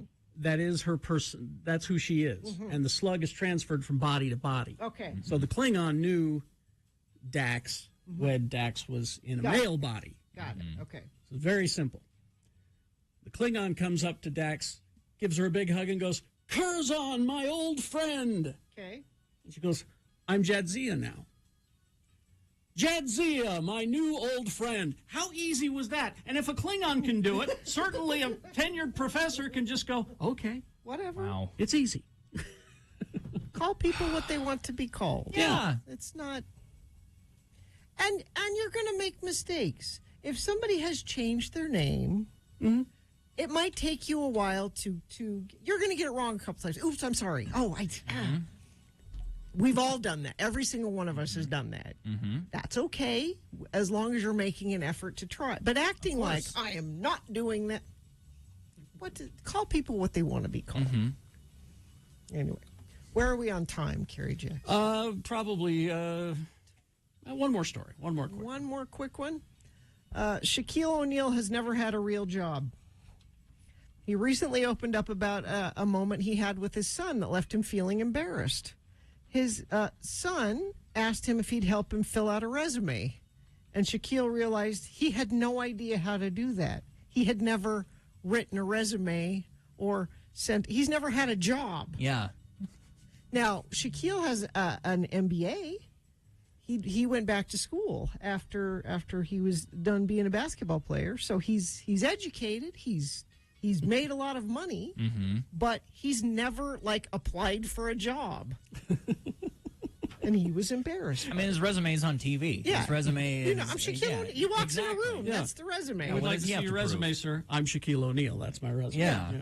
But kind of a funny thing to think, I've never had to apply for a job. Well, this summer I did mathematics at camp, and then I played basketball for never had to a decade. Yeah, never had to do that.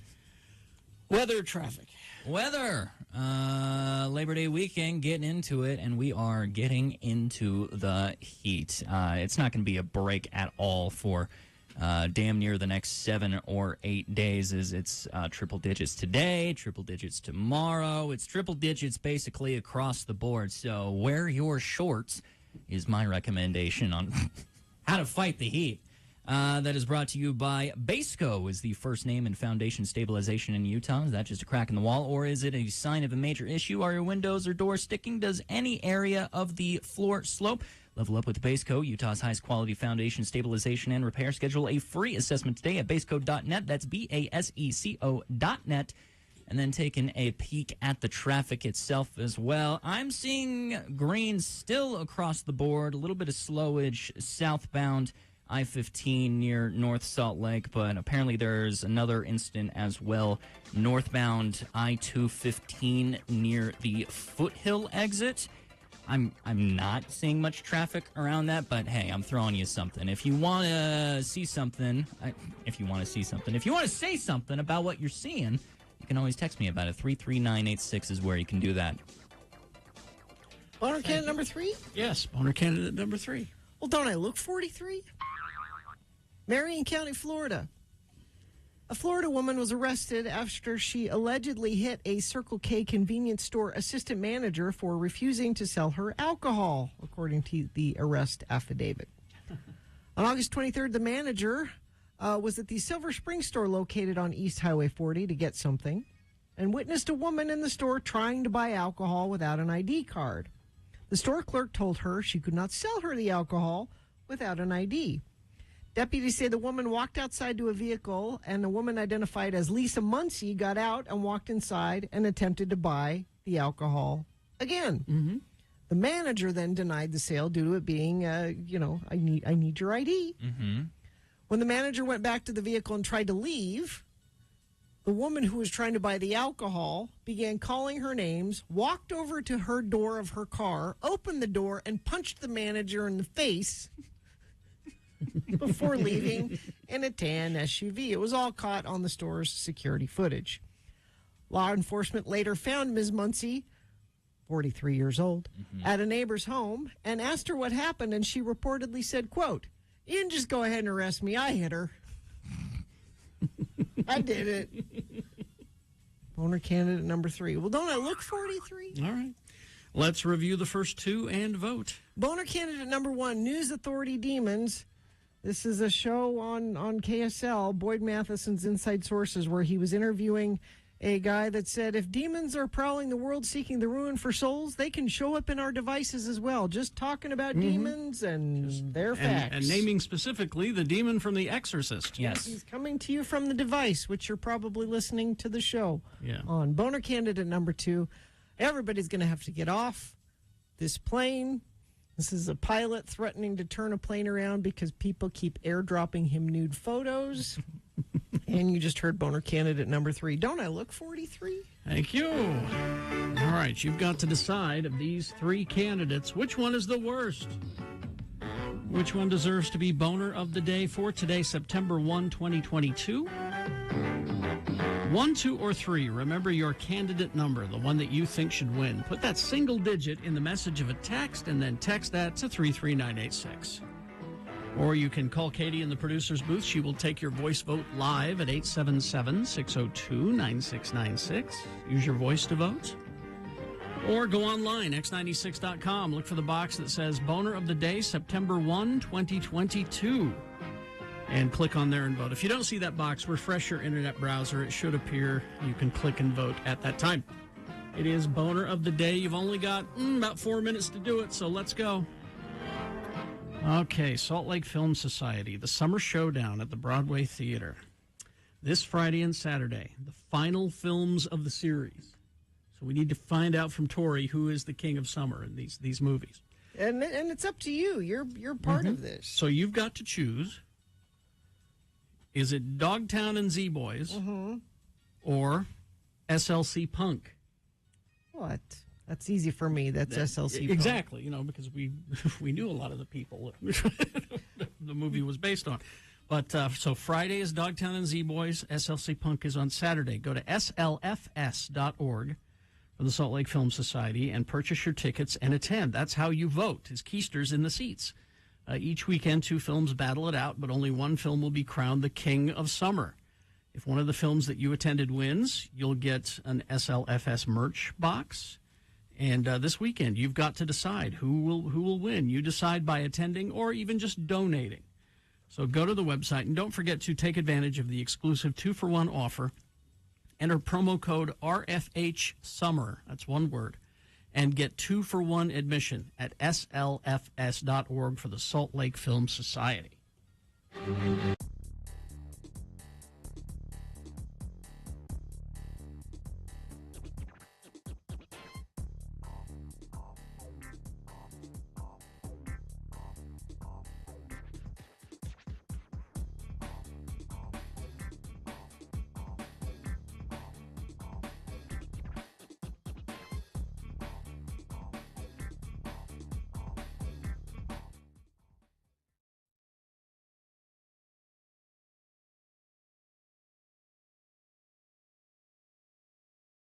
Today's word is barium. Spell it with me now, B-A-R-I-U-M, barium. Now we'll use it in some dialogue, starring as those two faithful Utah men, LeVar and LeGrand. Join us as a conversation takes place in LeVar's trailer as our two friends eat lunch together. The word again is barium. Hey, what's that funny smell in the trailer here, LeVar? I just about can't stand it. What? I mean, your trailer usually smells pretty bad, but this is about the worst. Pass me the tartar sauce and lemon wedges, please. Here you go. Well, LeGrand, the smell you smell could be emanating from any one of a number of sources. Could be coming from that garbage pail I keep over there by the fridge, or from that pile of garbage I keep under the trailer. Or, you know, it could be wafting in from that landfill right next door. Then what you could be smelling is my feet, because I ain't changed these socks for about a fortnight. That's 2 weeks, you know. I've been reading the Reader's Digest condensed Shakespeare. No, it don't smell like none of those things. It smells kind of like a old lily pond, or like a fish market or something. It's a wet kind of dead smell. Wet and dead?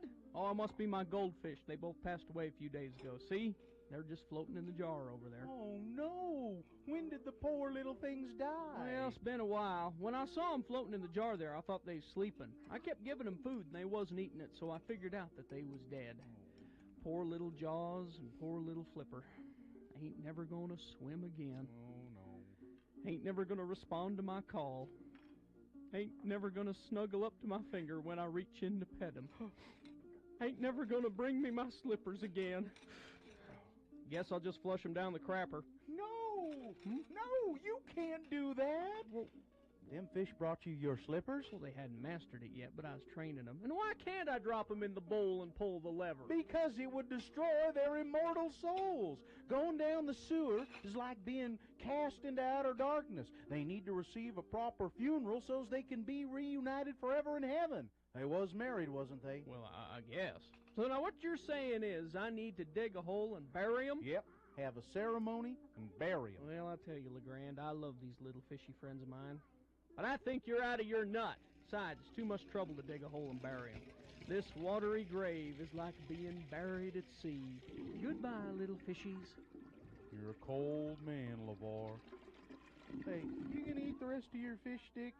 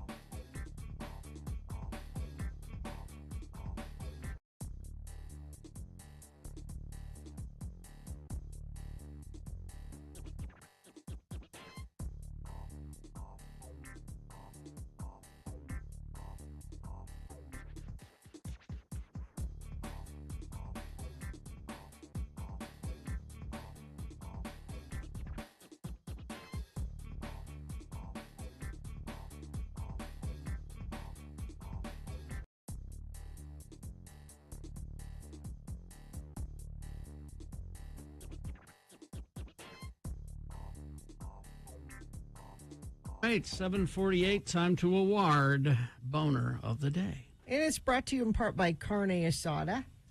I'm sure it's probably brought by something else. No, nothing? No. Okay.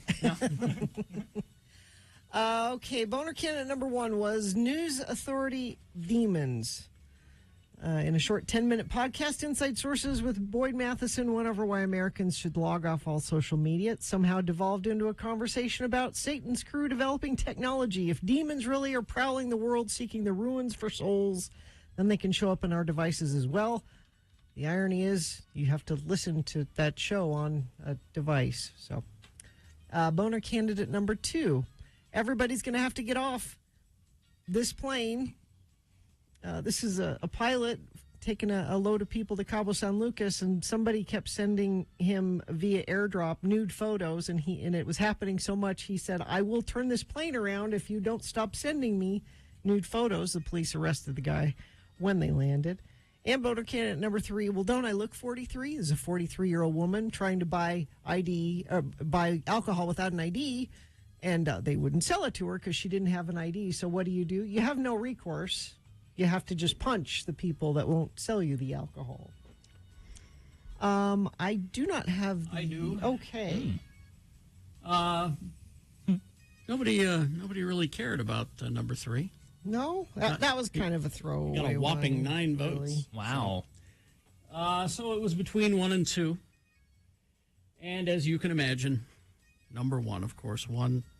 There's demons in your phone, according to the news authority. So he's now qualified to be boner of the week. That'll happen today at about 9:50 with Dave the Flower Guy. He'll be here to walk us through that and just tell us who owner of the week is. Let's go to the phone. Mayor Erin Mendenhall is on. Hi, Mayor. Hello. Good morning. Good morning. Good morning. How you doing? We're great. And how are you doing? How's back to school so far? Good for your family? It's good. It's a little clunky around 7:30 to 8:15 every morning still, but we are getting there, and my kids are happy. That's the best part. Speaking of happy kids, I want you to tell everybody about this new Safe Passage program for back to school. Oh, thanks. We, any city only has the tools that the city gets to have, and in a state like ours, sometimes the legislature makes sure they hold certain tools, and counties receive other funding. I'm talking about the statewide homelessness crisis. So as we face the realities of that playing out in a handful of cities, Ogden, Salt Lake, St. George, to name just a couple of them, we have to figure out what we can do to make our streets more safe, and particularly the routes to school for our kids as they come back to school this week. While at the same time, we work with all these partners to try to address the housing needs and shelter needs and all of that. That's really not as much in our control in totality. So our police officers and Salt Lake City Police Department have been going out in 3 particular areas: Jackson Elementary, Backman Elementary, and Horizonte instruction and training schools down in the Ballpark neighborhood, and clearing, making sure that the pathways that the students take to and from school, those common pathways, are safe. Mm-hmm. And then this week and next week, they'll be walking to school and helping make sure those kids both see and feel that they are in a safe environment. That's great. It's, as parents, especially a lot of parents that work and can't walk with their kids to school or drive them to school, and they have to count on them walking by themselves. This is great peace of mind for them, I'm sure. Mm-hmm. And I hope it underscores that there's a lot of services needed, and we'll keep working with those partners to try to make those more available at the same time. Now, there was a big decision yesterday about Little Cottonwood Canyon, which doesn't really affect Salt Lake City specifically, but I saw you were tweeting about UDOT's decision. Tell people your thoughts on that a little bit. Well, it does affect Salt Lake City in that way back when Brigham Young saw fit to secure water rights for Salt Lake City, which was before the state was even a state. Our water rights include that watershed of Big and Little Cottonwood Canyon. And Salt Lake City provides water to something like 360,000 people in the valley. So not just Salt Lake City residents, but other cities as well. And so it is our stewardship to protect that watershed, and we're regulated to do so. I see. And that's what our stake is and what happens there. Yeah, see, I saw your messages, and I thought, well, I wonder why she's weighing in. I mean, I know that you're very thoughtful and opinionated, so I knew that you would be weighing in. But yeah, it has. We are appreciative that they're taking a phased approach. I support improvement of the roadway, more buses, and frankly more insistence that people get on the bus and have less of an option, especially during those high season times, of just staying in their single occupant vehicle and getting in a long line to get up the canyon. There's air quality impacts, but it affects so many parts of the canyon. And so I appreciate that. I have concerns about the gondola, and a lot of people share those concerns from the impacts to the climbing that's on the north side of the canyon there, right. where these pylons would go to support the gondola, all the way to the singular nature of it. A lot of us go up the canyon not necessarily to go to the resorts, and that's a year-round draw for different parts of the canyon. But the gondola will serve 2 resorts, and that's not going to serve the rest of the canyon's needs and desires. And it's not a done deal yet. There's a period of time where people can comment on it, and there's if this happens, it'll be several years from now. But there is still an opportunity for citizens to comment and let people know how they're feeling about it. Mm-hmm. Yeah. Go to UDOT and let them know. And this is also a $600 million price tag. Wow. So to the beginning of our conversation about needs of residents in the state to support people stabilizing households and help people get back into housing. The state committed $55 million, which was a fantastically huge amount in this last legislative session to affordable housing. That was a huge amount. We think about $600 million to serve 2 ski resorts. I need to see how that works out. And as a taxpayer, I have really big concerns. Mm-hmm. Now, we're in a unprecedented heat wave here. We were just talking about that every day for the next 7, we're going to be breaking records. Yeah, in triple digits across the board. And I saw your tweet the other day, Mayor, about you biking around to try to bring awareness to other environmentally conscious ways of environmentally conscious transportation here in the Valley. Yeah, I broke and I bought myself an e-bike earlier this summer. I'm just not tough enough in 100 degrees in a work suit to be pedaling to work. I'd probably get on the bus before that. But the e-bike makes it a little easier for me to show up in better condition. But encouraging people, eliminate some trips, trip chain if you need to go out. Mm-hmm. If it's possible to take our growing transit system, please do. It's so unusual that in September, I'm asking people to help protect, worsening air conditions. September is usually a pretty great month for us, but this is the new future. Mm-hmm. That, we're living in a changed climate. Well, and to add to that, I know the Salt Lake Trib reported that there is free fare for buses, trains, and green bikes all this week. So there's this week, or is it today or tomorrow? The headline will be free this week. Oh, so okay, several days at least. There you go. Try it out.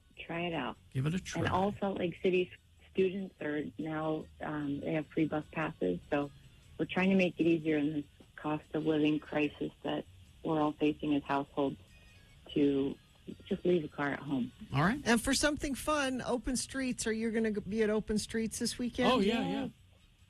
Yes, it's our last weekend of Open Streets. Dee Brewer at the Downtown Alliance and I are going to be talking later about the impacts of it. We're measuring, how our business is faring on Open Streets versus not Open Streets weekends.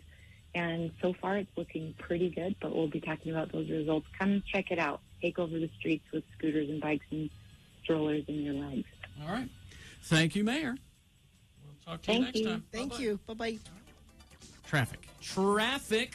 I am singing. I am singing about all the traffic I wish that you we would. have That across the sounds valley great. at the moment. While UDOT is being finicky and not giving me exact locations of where traffic is specifically going on, I know there is a major issue on Bangerter. Doesn't say northbound, doesn't say southbound, but if you're on Bangerter, look out for them issues, okay? That is your traffic. And if you see something, you can always tell me what to say about what you done did see. 33986 is where you can report that. Okay. Thank you very much. We will take a break. We will be back. We got Beat Gina coming up. Stand by for that, along with some news and some other stuff, all on the way. Coming up, Wendy's for breakfast. We finally had Wendy's breakfast yesterday. Yes, thanks to Mike, a listener. He brought us the Wendy's new home-style French toast sticks. They are available at participating U.S. Wendy's during breakfast hours only. And as I have suspected, they are better than my mom's French toast. And they're probably better than your mom's French toast. All I know is they're easy to drive and eat. Yes. That was the first thing we noticed, was that they are, in fact, sticks of French toast. They come in the fry cup kind of a thing. and they give you a little cup of syrup, maple syrup, to dip in. And they were absolutely perfectly crispy on the outside and perfectly fluffy on the inside. Absolutely just delicious and wonderful. So hit the drive-thru on your way to work or court or wherever it is that you're heading. The bar has been raised as far as breakfast goes. The bar's been actually replaced by a stick, a French toast stick. So choose wisely. Choose Wendy's new home-style French toast sticks today. And I'm telling you, they're better than your mom's. Need to catch up on Mr.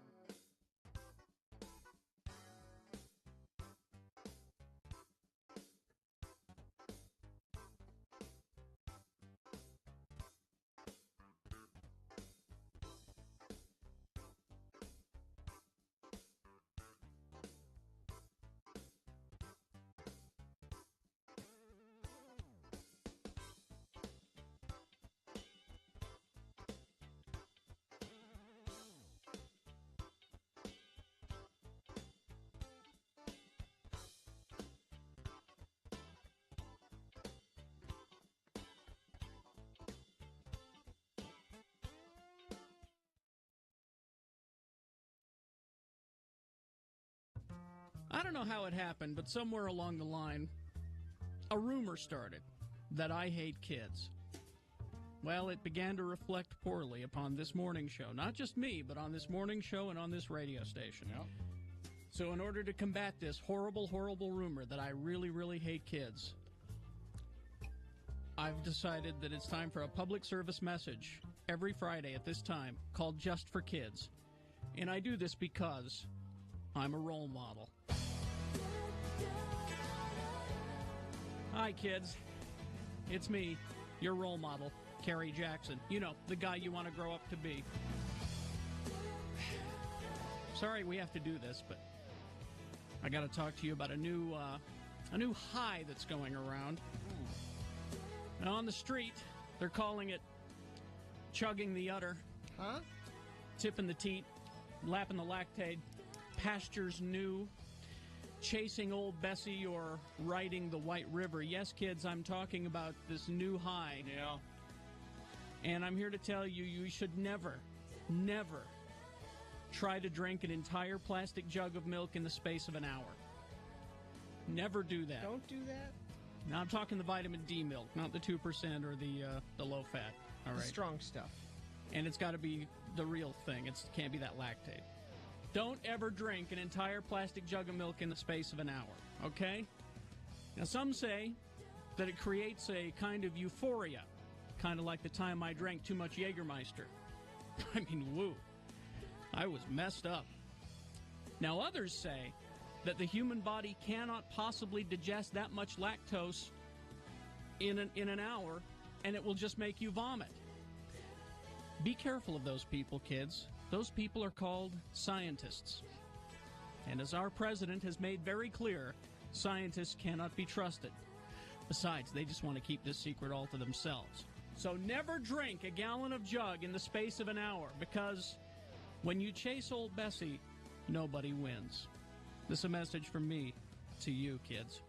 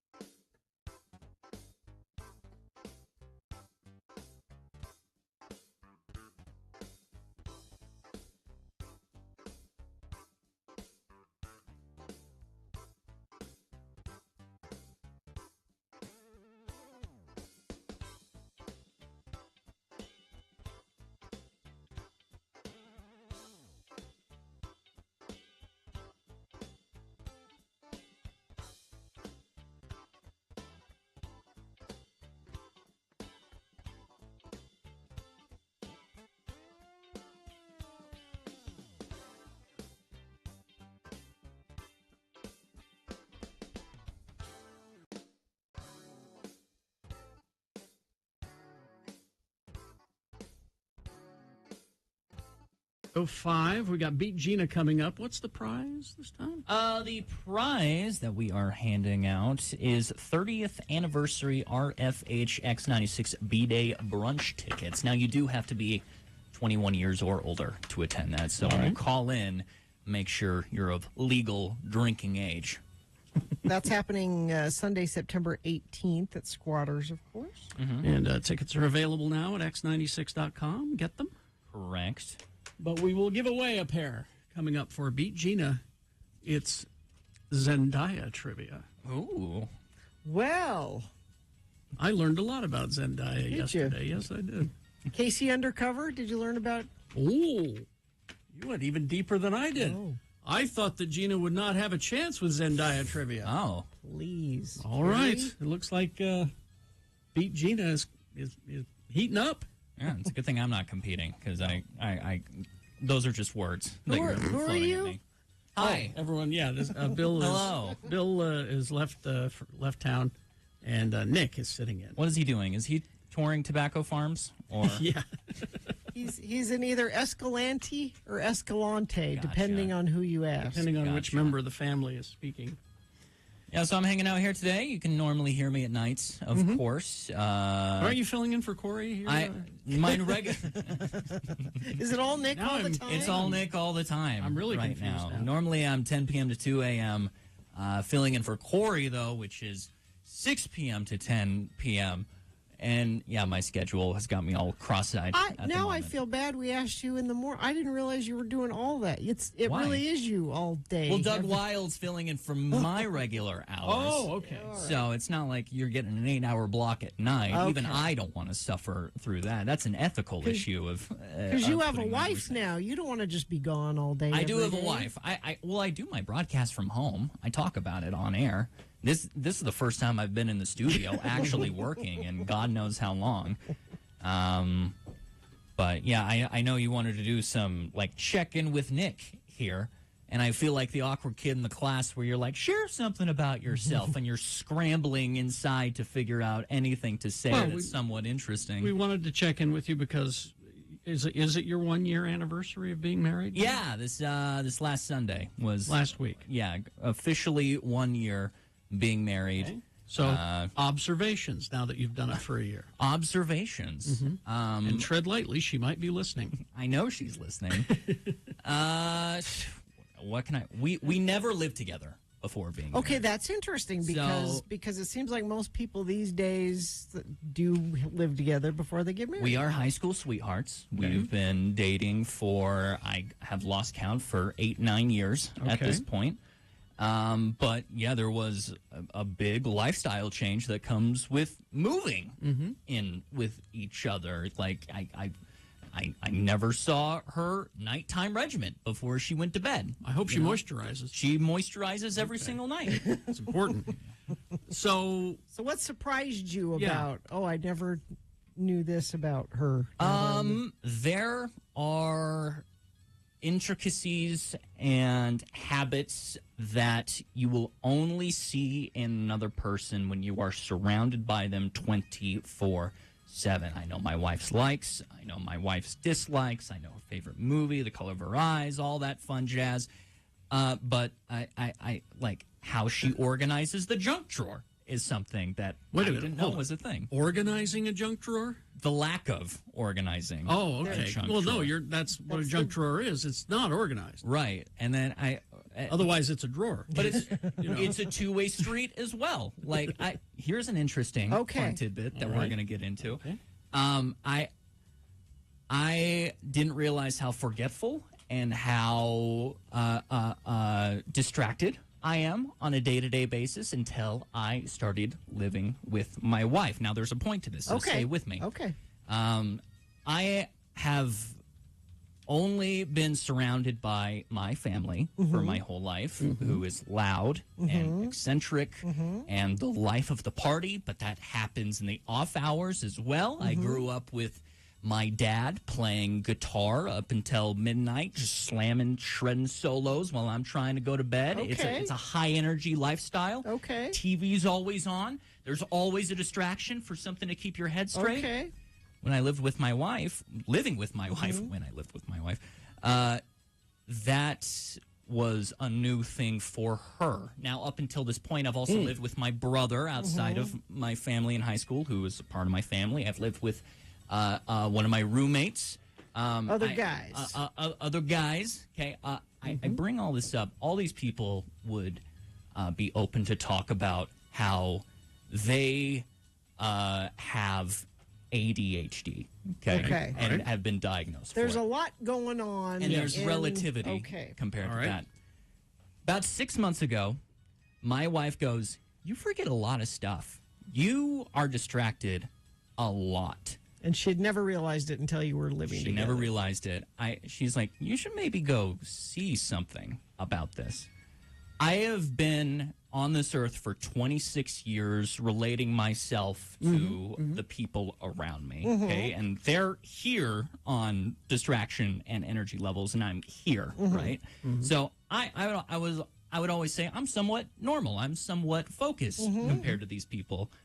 I go to a doctor and tell him everything that I have experienced in school, in work, and he goes, after a short list of questions, "You are a textbook case of ADHD." And you've never been told that before. Never been told that before. Not once. And only living with my wife and her pushing me to do that did I realize that's something. And frankly, after realizing that and doing some lifestyle changes and getting a little bit of medication as well, like I have felt the best that I felt maybe my entire life. That's great. So that's a plus being married. 100% a plus. Now, I'm driving her absolutely nuts with the volume of my music that I'm playing and how I have a TV or Twitch stream on in the background that I'm not even paying attention to because it acts all over as the place. a bar for my brain to hold on to. But then let me ask the next question. You've been married for a year. What was your first big fight? I mean, big one. You know, the one where you weren't speaking to each other.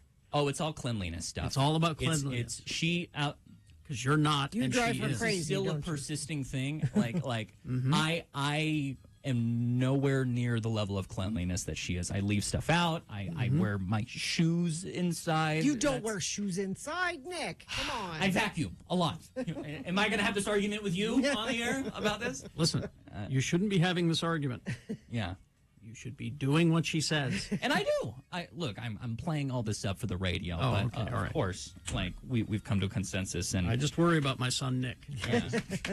And quickly, people want a mustache update. A mustache update? Yeah. Look at this. I'm growing a little facial hair with the mustache on the side, and it looks a little bit more full and brings out the chin. Very, very disappointed in my son Nick. You're the only you guys are my biggest critics. About the mustache. Your family doesn't tell you no on the mustache? My mom loves it. Oh. We have strong opinions about the standalone mustache. Right. There are very few people that can do it. Even Gina's son cannot. No, I wish he would get rid of. Yes. I like his. Yeah. He's like, you both. You have handsome faces, and I think it just kind of takes away from it. I maintain it's a generational thing. Maybe. I It think could people be. my age love the mustache. I but don't think so. I grew up in the 70s when the mustache was everywhere, okay? Oh, the 70s. So you can't say it's a generational thing. Well, it's come back around. We embraced the mustache back then, and now we've evolved. We know better than the know mustache. better than the mustache. Traffic. Let's not get distracted about that, huh? Taking a gander across the valley, I am seeing little batches of red, which means bad, on UDOT, but it's not giving me the details about what specifically is causing it. I am seeing some slowage northbound on Bangerter. Thank you, Texter, for letting me know which direction that was going. I'm also seeing some slowage southbound I-15 near North Salt Lake, but that's about it. It's pretty calm out there. 33986 is where you can discuss traffic with me. That is brought to you by Gracie's, is open daily for lunch and dinner and brunch on Fridays, Saturdays, and Sundays. Enjoy food, drinks, and live music on their award-winning heated patio. Gracie's is at the corner of 3rd South and West Temple. Adults only. All right. Now is the time to call to play Beat Gina. 877-602-9696. I have been corrected. Her name is Zendaya. Not Zendaya. And anytime you correct me via text, always start your text with, "Excuse me." Then you know what it's about. And I know. All right, Zendaya. And I should know that because I'm a huge fan of hers. I think that She's great. She is going to be one of these actresses that we're going to be seeing for years. We're going to see her on the Academy Awards constantly. She's just, I think she's that good. But yes, 877-602-9696. If you would like to win tickets to our Squatters 30th anniversary brunch and live recording for a Not Safe for Work podcast with Tyler Glenn and other guests showing up. Kyle Brown will be there. Call 877-602-9696. Line up to play Beat Gina. All right, here we go. Let's see. Oh, UtahAdvocates.com. Oh, yeah. So you've been in an accident. You're injured, and you start getting the medical bills. And you think, I can't focus on I'll just pay it. I don't want to deal with it. No. Don't do that. You need to get a hold of the advocates. You need to focus on getting better. Let the advocates advocate for you so you don't end up spending more than you need to on your medical bills. Here's the thing. Your insurance company is counting on you not knowing what's in your policy. None of us do. We don't. Nobody Do reads you? that. Did you read it? No. I didn't read it. I just signed on the dotted line. Here's the thing. The advocates have read your insurance policy. They know what you're entitled to, and they know how to get it. You don't. So get yourself an advocate. You will thank us, and you will thank them. It's free consultations.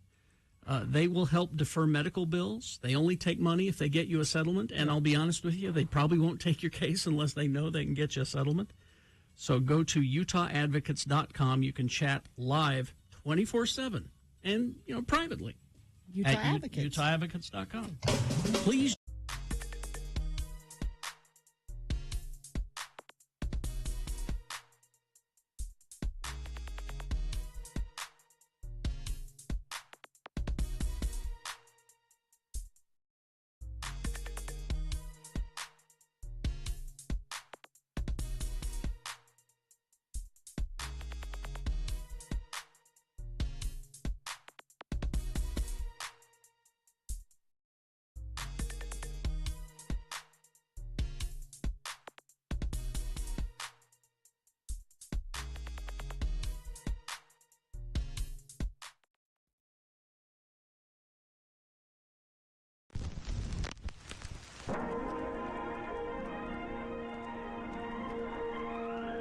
It's often said that people of Utah speak a language all their own. It's a language that's often confusing and even incomprehensible to newcomers here in the Beehive State. So, Radio from Hell presents a handy guide to help everyone understand how the natives speak. It's the Utah Word of the Day, and today's word is... It occurs to me that we need a separate intro produced for segments such as this one. And now, ladies and gentlemen, for reasons which will be explained later, here's the mayor of Mona, Utah, with his second State of the City address. Good morning, folks, and otherwise fine citizens of Mona, Utah. Good morning to the Mona City Council members who have gathered here this morning to hear my second annual report, which I'm doing because of the complaints that the first one wasn't complete enough.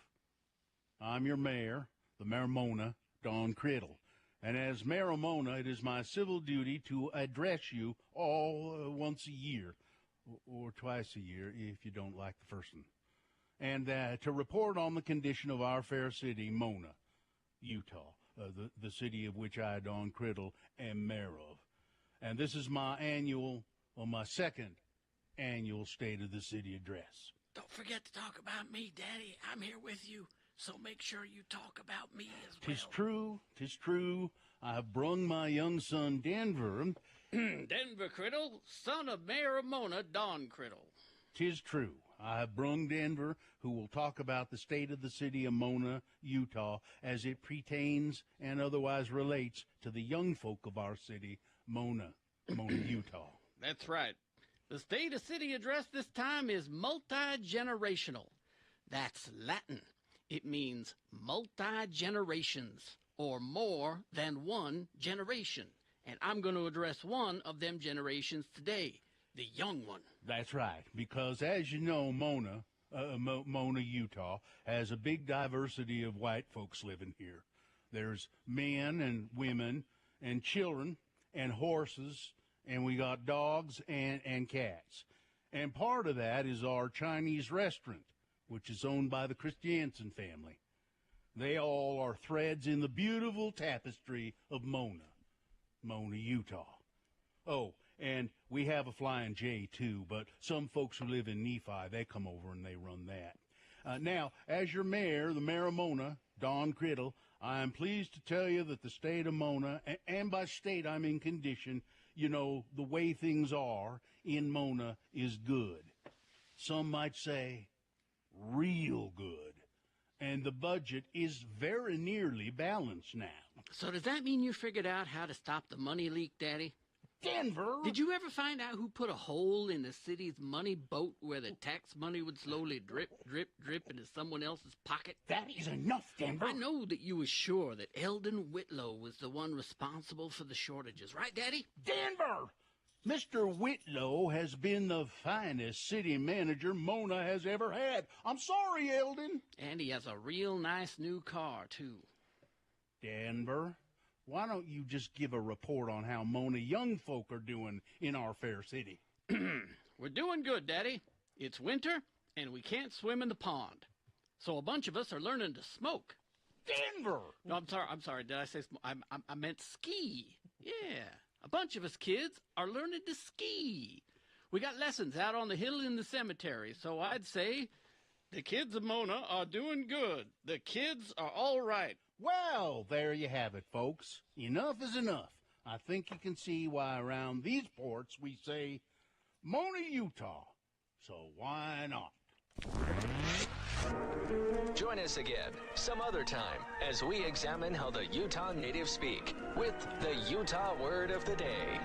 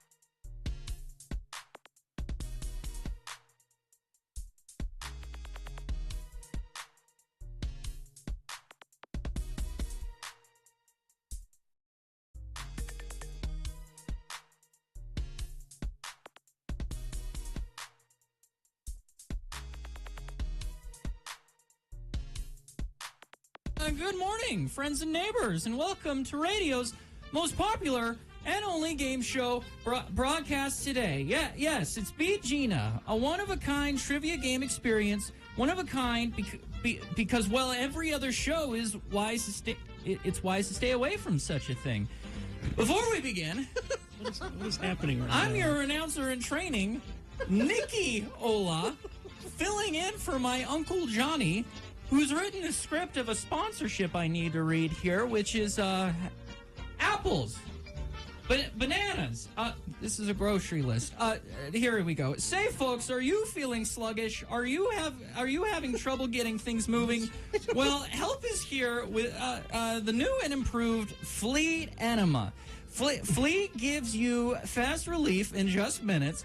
Its gentle glide tip is designed for maximum comfort, and now with 25% more lubrication, it's easier than ever to insert. Fleet, recommended by doctors as the #1 product to bring on #2. And now let me introduce your host, who is number 2 to no one, Carrie Jackson. Thank you, Nicky Ola, nephew of Johnny Ola. I don't know what happened. I don't know what happened there, but all right. Let's. The randomizer has picked our contestants. Gina, you will be playing against Brody today. Hi, Brody. Hi, Brody. Good morning, Lord and Lady, and Nikki. Hi. Brody, we're going to toss a coin to see who goes first, and it will give you an advantage in the game, so I'll let you call it heads or tails. As the saying goes, tails never fail. All right. Coin toss app says tails, Gina. Oh. So that means Brody goes first. Brody, you're one step closer to getting that pair of tickets to our 30th birthday brunch at Squatters Pub Brewery. It's happening on September 18th from 11 to 1. You are 21 or older, Brody, yes? Yes. Okay. All right. Just making sure. Nicky Ola, however, is not. He will not be attending. I'm getting there. Oh. All right. It is multiple choice trivia for you, Brody. The first question will be yours. If you get it correctly, this is your question exclusively, and if you answer it correctly, you get the point. If not, I will let Gina answer it. If she gets it correctly, she will steal your point away. We'll go back and forth until one of you has 3 points. Happy birthday to Zendaya. And that is Zendaya trivia. Okay. First question for you, Brody. Which of these major series does Zendaya really like? She's a fan of one of these series. Is it A, Harry Potter, B, the major World Series of hot dog straws, C, Bassmaster Elite Series, or D, Star Wars? I will say A, Harry Potter. Harry Potter is correct. Oh. right. That's one on the board for Brian. No. Brody. Braxton. Brody. He's in training. He's Okay. not. He's All just right. learning. He's All right. He's in training. So the next question is Gina's. Okay. Gina. Yeah. What kind of TV shows did she start off doing? Zendaya. Mm-hmm. Was it A, bass fishing shows? She was a regular on Bill Dance Outdoors. B, Cartoon Network voice acting. C, Disney Channel teen sitcom. Or D, factual reporting on flavors of gum. She's keeping it undercover. She was Casey undercover. That's correct. Gina leads. Gina ties with 1-1, and now it's Ryan's turn. Brody. Brody. Are you going to make me do that now? Brody. What is a coined Zendaya catchphrase? Excuse me. This is what her catchphrase is. She says this all the time to people. Is it A, dance at least once a day? B, don't forget to smile? C, only you can prevent forest fires? Or D, Autobots roll out? Say dance once a day. Dance once a day is your answer? I'm terribly sorry. That is incorrect. Sorry, Brian. Now Gina gets to steal the point. Bro, I would have said that too, Brody. Smile. Don't forget to smile. Don't forget to smile. Is correct. All right. So what's the score? Gina tied 2-1 with Gina holding the 2. So this could be it. All right. This could be it. I'm ready. Gina, what role did she pass up because she didn't feel the role was big enough for her?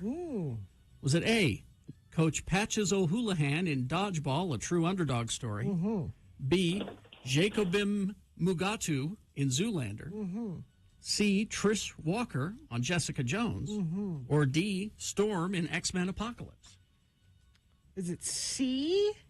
Trish Walker and Jessica Jones? Incorrect. Oh. Sorry, Gina. Now it's Garrett's turn. Brody. It's Brody. Brody? Brody. I'm going to say Storm. Storm is correct. Really? She turned it down.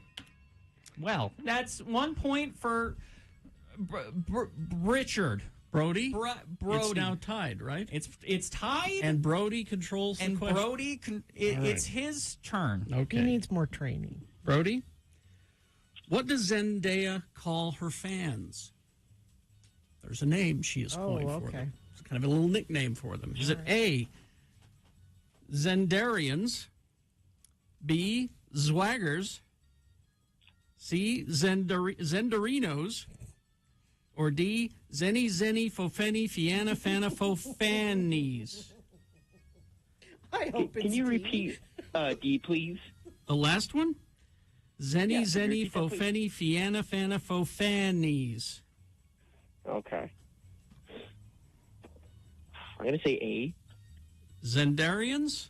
No, that's an alien race on Guardians of the Galaxy. Sorry, Braxton. It's now Gina's turn. Gina? Is it B? Zwaggers is correct. Woo! And just like that, Gina takes it all for herself in a clean sweep of 3 to whatever. Just 3 to 2. Zane got? Brody. Brody lost, is what you're saying. Okay. Sorry, Garrett. Brody, I feel bad that our announcer got your name wrong the entire time, and because of that, even though I beat you, I am going to go ahead and give you 2 tickets to the X96 30th birthday brunch at Squatters Pub Brewery. All right. Wow, really? I know. I know you're You weren't surprised. expecting it, but it happens. Hang on the line, Brody, and we'll get your information, okay? All right.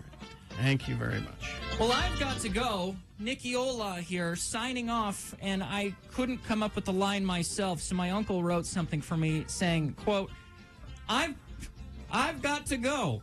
It's time for me to party like a rock star. Party like a rock star. Okay. Right there. All right.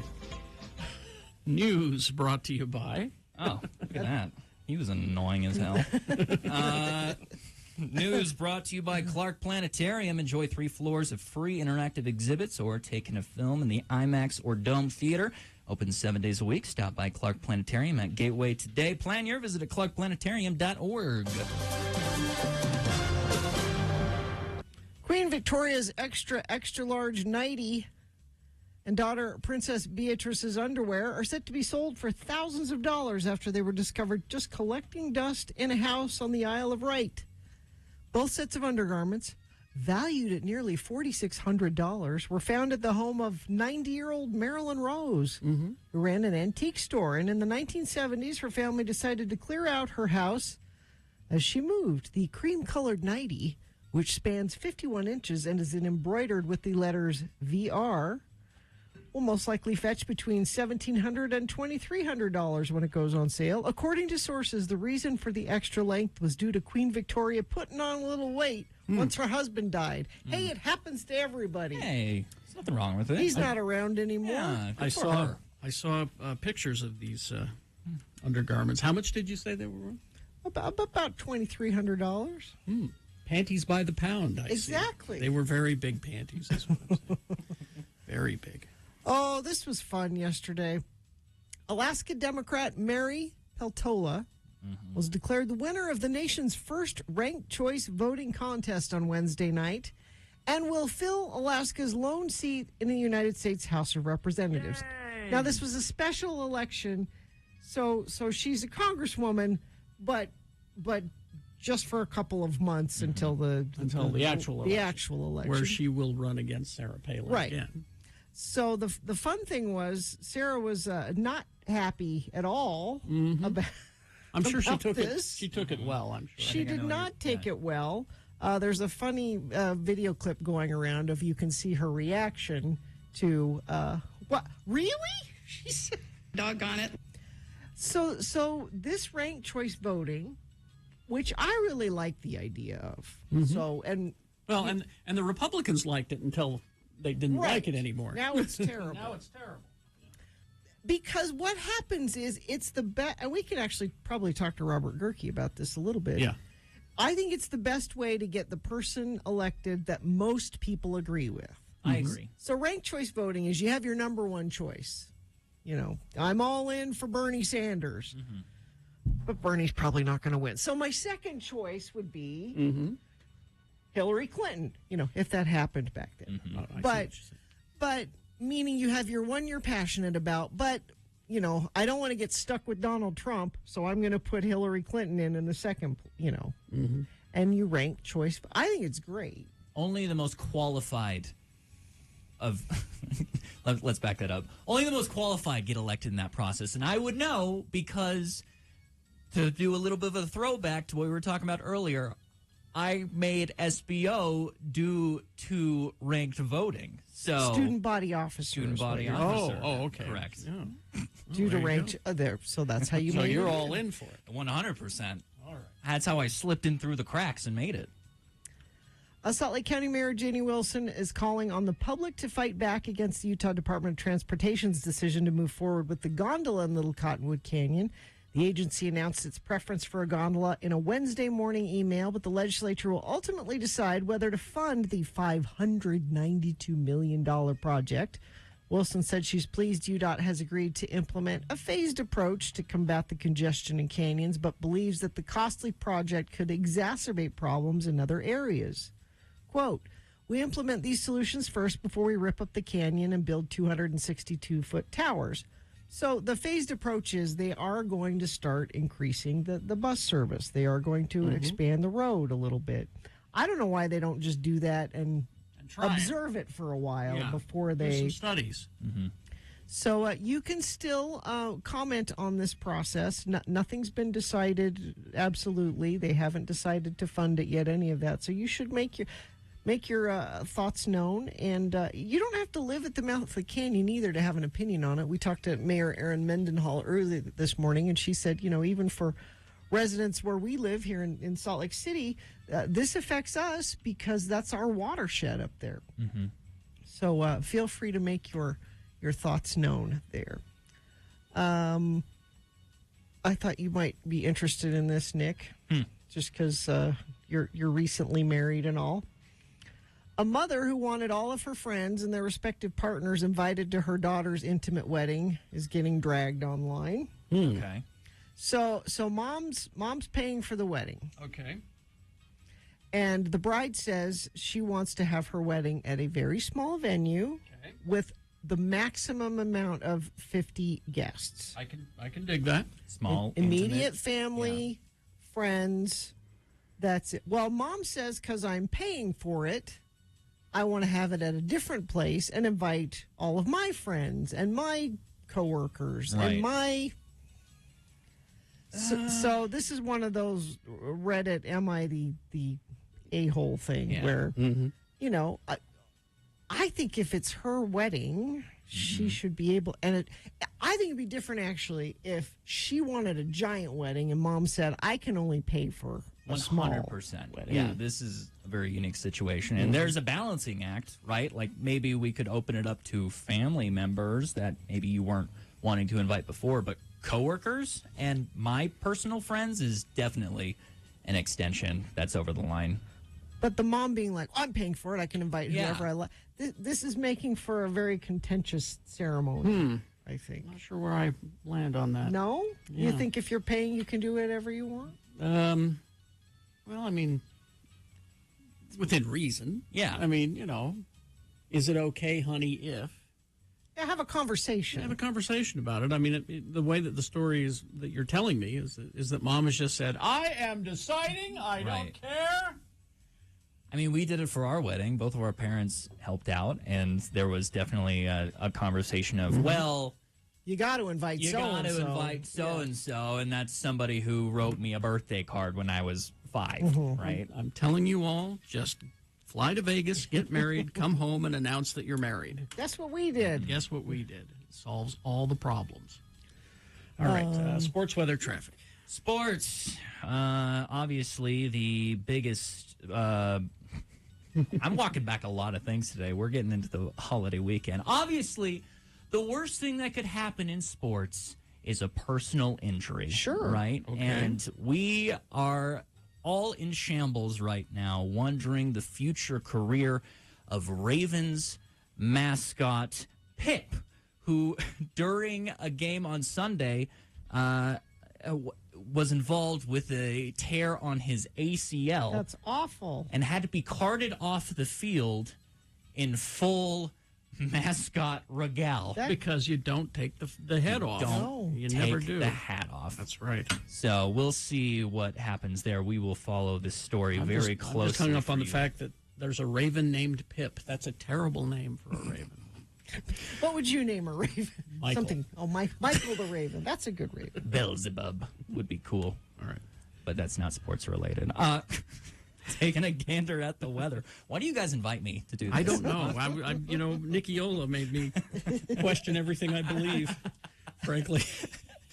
Weather over the next few days. It is going to be a scorcher out there. Triple digits. Every time I hit the refresh page, it seems like tomorrow it teeters between 99 and 100 as a high. But frankly, that's as cold as it's going to get. Today, 100. Saturday, 103. Sunday, also following the triple digits. It is going to be that way for the next 6 to 7 days. Take advantage of the free fare on public transportation. Yeah, for sure. Yeah. Get out of the heat and support our local transportation with that. Taking a gander at traffic itself, though, since you're out on the roads, it seems that issue on Bangalore northbound is still going strong. Major slowage northbound there. I'm also seeing a little bit of traffic on the Spaghetti Bowl. North Salt Lake is seeing some slowage, but you can always, text me what you're seeing. 33986 is the number to do that. The Ravens mascot is named Poe. That makes sense. It says Pip in this story. Pip in that story? So Poe makes more sense. Yes, it does. I think the story has a typo. I agree. Get some sourcing going. I will, there, would you? 100%. And now everybody's talking about weddings and our texts and chat room and Katie's got a wedding Katie's coming. folks, paying for the wedding, and she's doing whatever she wants, she says. Oh, And, well, you're their favorite, aren't you? yeah. Yeah. Absolutely. That helps being the favorite. I'm not kidding. Fly to Vegas, get married, come home, announce it. And then you can throw a party or not, And Mom probably won't care at that point. It's too late. You're already... It's a done deal. It's a done deal. Mm-hmm. Just something to think about, folks. All right, we're going to take a break. We'll be back. And we've got Gerke on the phone. He's going to talk to us. And also coming up, Frank Christ presents They're Fine, They're Just Fine. And you know who else is here? Jimmy. Jimmy Santangelo's here. Really? Jimmy is here? Yeah. Oh, thank God. It's not on my schedule.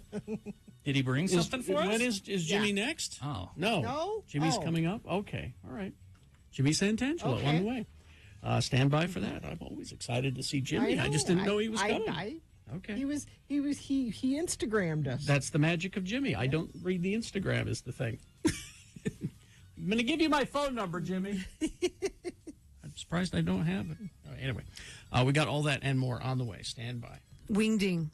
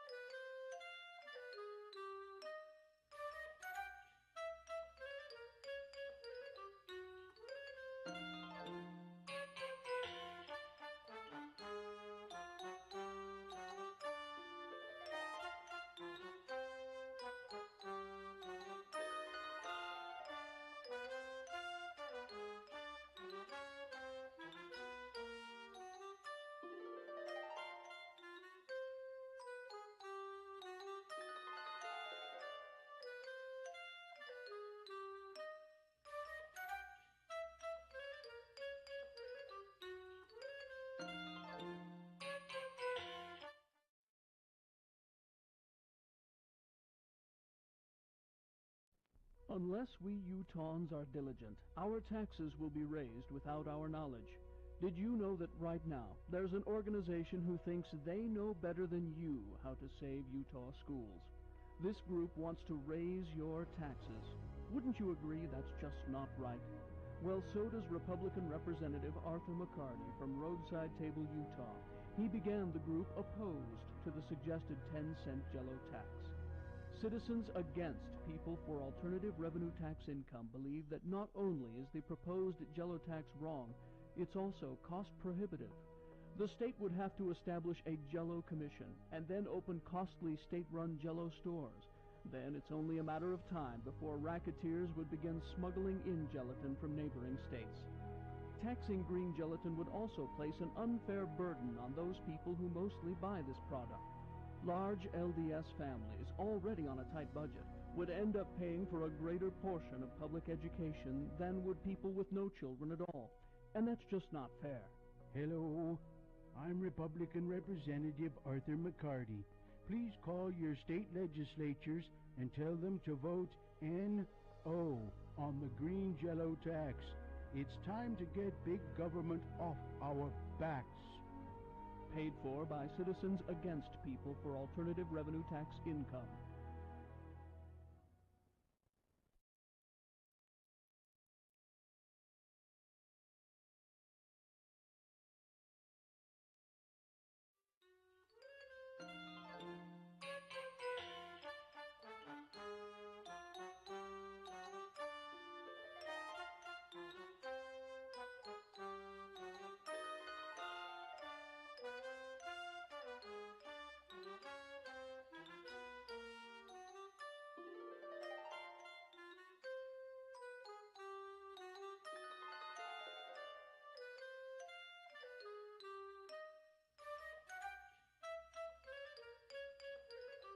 Okay, well, we'll get Gerke on the phone here, but real quick here, our friend Jimmy Santangelo has stopped by. Splishy, splashy Jimmy. And I didn't know we had anything scheduled. You just stopped by to say hi, just real quick. Yeah, I wanted to thank everybody for such a great summer with Have Another Drink every Friday at 8 a.m. It's been so much fun. And I wanted to bring you a collection of Utah's premixed canned cocktails, all Utah, all the time. We've got a different assortment of distilleries. So this is for me to you guys to say thanks for a great summer.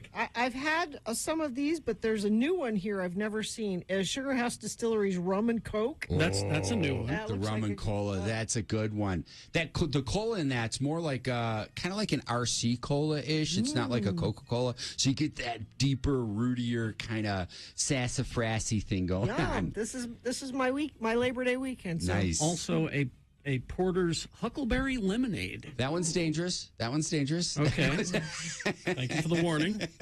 It sounds delicious. Very delicious. I can't wait. That and one. Then Madame Patarini Gin and Tonic. Yeah, that one's spot on. And of course, sure. And of course, the Gin Ricky from Destillation. Yeah, they do a great job using Beehive's distillate. I've had those many times. Well, thank you, sir. This is so nice of you. You're welcome. Thank you all so much, and I'll look forward to seeing you next week. But, man, summer went by fast. I don't know about you. Seriously. I feel like it was just yesterday I was calling you from the Jersey Shore. It was. Well, you're headed down south for your event down Utah there. Wine Festival, yeah. It's Utah going to be Wine fun, Festival. Cedar City. Look for Jimmy down at the Utah Wine Festival. Thanks, You're headed everybody.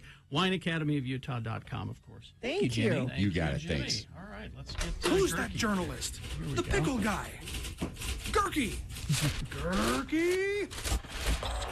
Radio from Hell on X96. Robert. Hey, good morning, guys. Good morning. Don't you wish you came in here and weren't on the phone? We'd give you booze if you were here. I know. I'm kind of regretting that decision now. And anytime anybody comes bearing booze, I think they go to the front of the line automatically. So, Absolutely. That's no just problem. the rule. That's just. Jimmy recommended that Japanese vodka last week, and I picked that up, and it's terrific. It was really great. Isn't that great stuff? He always knows his stuff. He is the guy. Telling you, he is a resource that you need to reach out to and get to know. And Robert Gerke's the guy from the Salt Lake Tribune. He's my resource for finding out what's going on. And I saw just this morning, Robert, you posted a story about the gondola, and Carrie and I off air were saying, I could go either way on the gondola.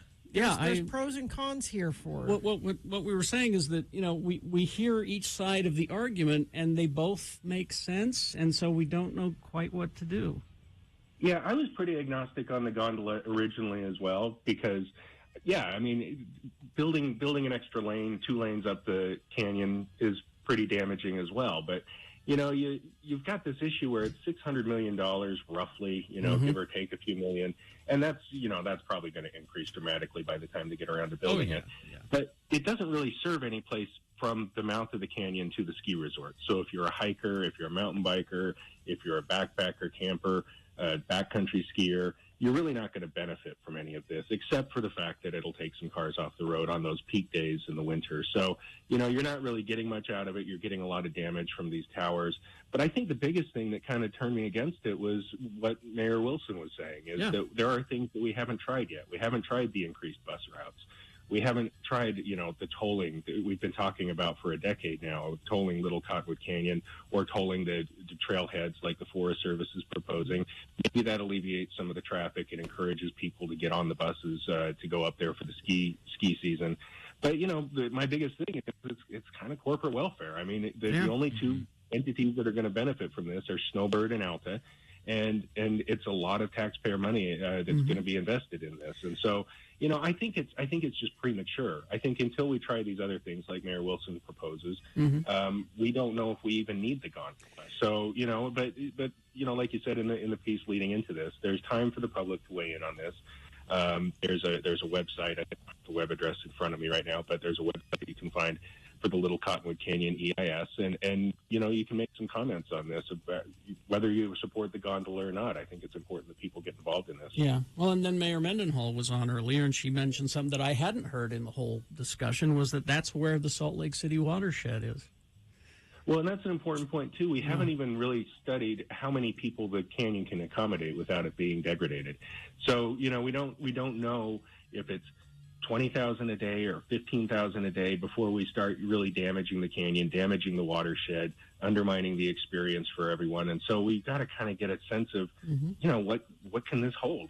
The other thing that I think is kind of interesting is, they're doing a big Cottonwood Canyon planning process right now. Similar thing. How are we going to get people from the, up and down the canyon and Big Cottonwood? And I think the gondola tees up this idea of building it over the ridgeline up to those resorts. They've been wanting to do that for a long time, and I don't know that that's a good idea. And I think it's something that people should have sort of in the back of their mind as they're thinking about whether or not they support a gondola. And then, the cost, $600 million. It's going to go if it comes in under $1 billion, I'll be shocked. Yeah.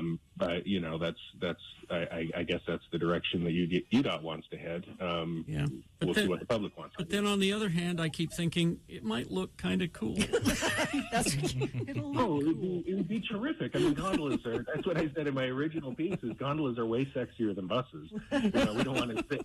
We'd all love to sit in a gondola, kind of floating over the treetops in the middle of winter. I mean, it would be gorgeous. From the ground, they don't look so good, I think, as you're looking up at these 260-foot towers. Yeah.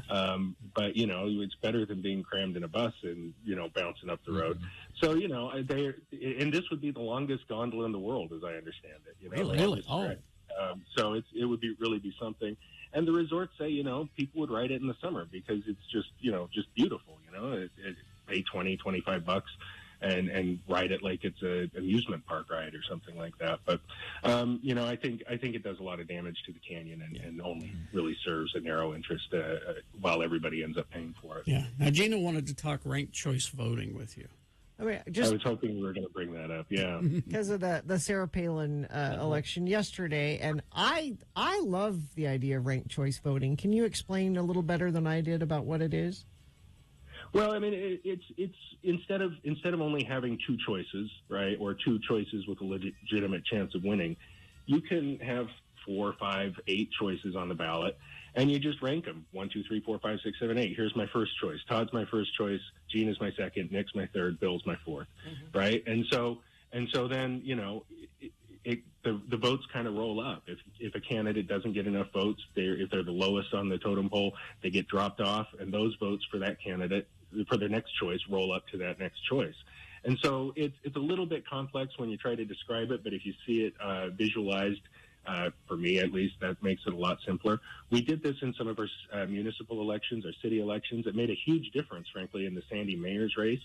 You know, and what it means is, you know, if you don't vote for the candidate who's sort of the lesser of two evils, the only one that has a chance to win. You can really use your vote to vote for the person you think is best.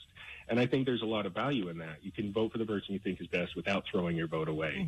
And so there's been some talk of expanding it, of going statewide, but there's a lot of suspicion from sort of the election, you know, conspiracy theorists that they think this is a way for the elections to be rigged. It's less transparent. But there's been some talk of taking it statewide. There's some obstacles to that because in a statewide election, you have to sort of count all the votes centrally, and they're not really equipped to do that. But I love the idea, and I would like to see us move more in that direction. I think it also takes some of the radicalism out. You know, if you have somebody who's trying to win with 30% of the vote in a three-way, four-way race, they can still win by just appealing to their base. They don't have to appeal to a broader audience and hope to get those second and third choice rankings. So I think there's a lot of merit to it. All right, Robert Kirky, everybody. Thank you, there sir. you go, guys. He's a good follow on Twitter. A good follow on Twitter, by the way. And what's your Twitter handle? It's just at Robert Gerke, Gehrke. So, Thank yeah, you. Thank follow you very along. much. Thank you, Fun. sir. We'll talk to you then. All right. Notice in his ranked choice, I didn't even make it. Wasn't even You're there. number one in my rank choice, Kerry Jackson. I'm not on Gerke's ranked choice. Todd's number one. Todd's Sorry. number one. All right. Taking a gander at traffic. I am seeing some slowage northbound I-15 leading up to the exit of I-80.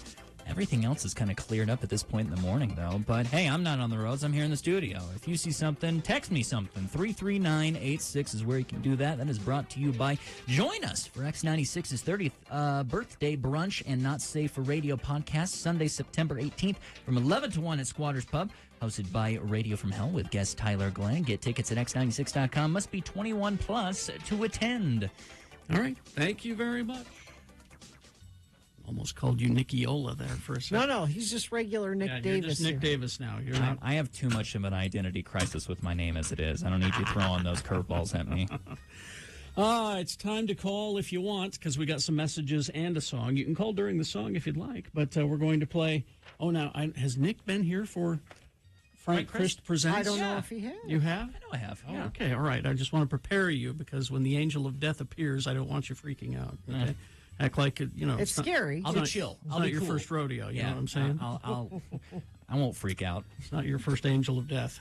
Coming up, stand by.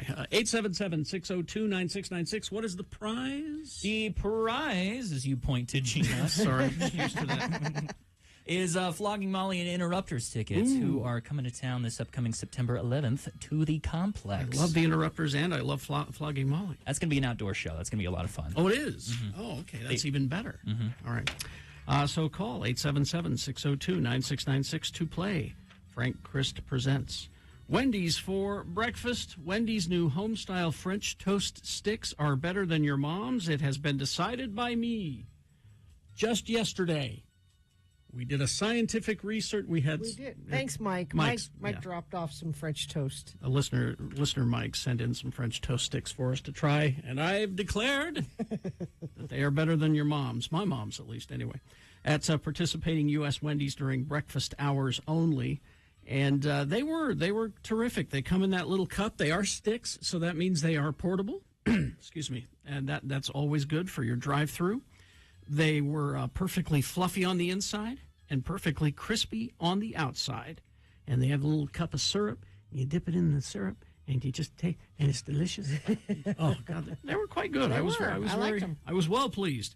Wendy's new home-style French toast sticks might be the best thing that has ever happened to breakfast. So choose wisely. Choose Wendy's new home-style French toast sticks today. They're better than your mom's. Hi, I'm Todd Newcomb, program.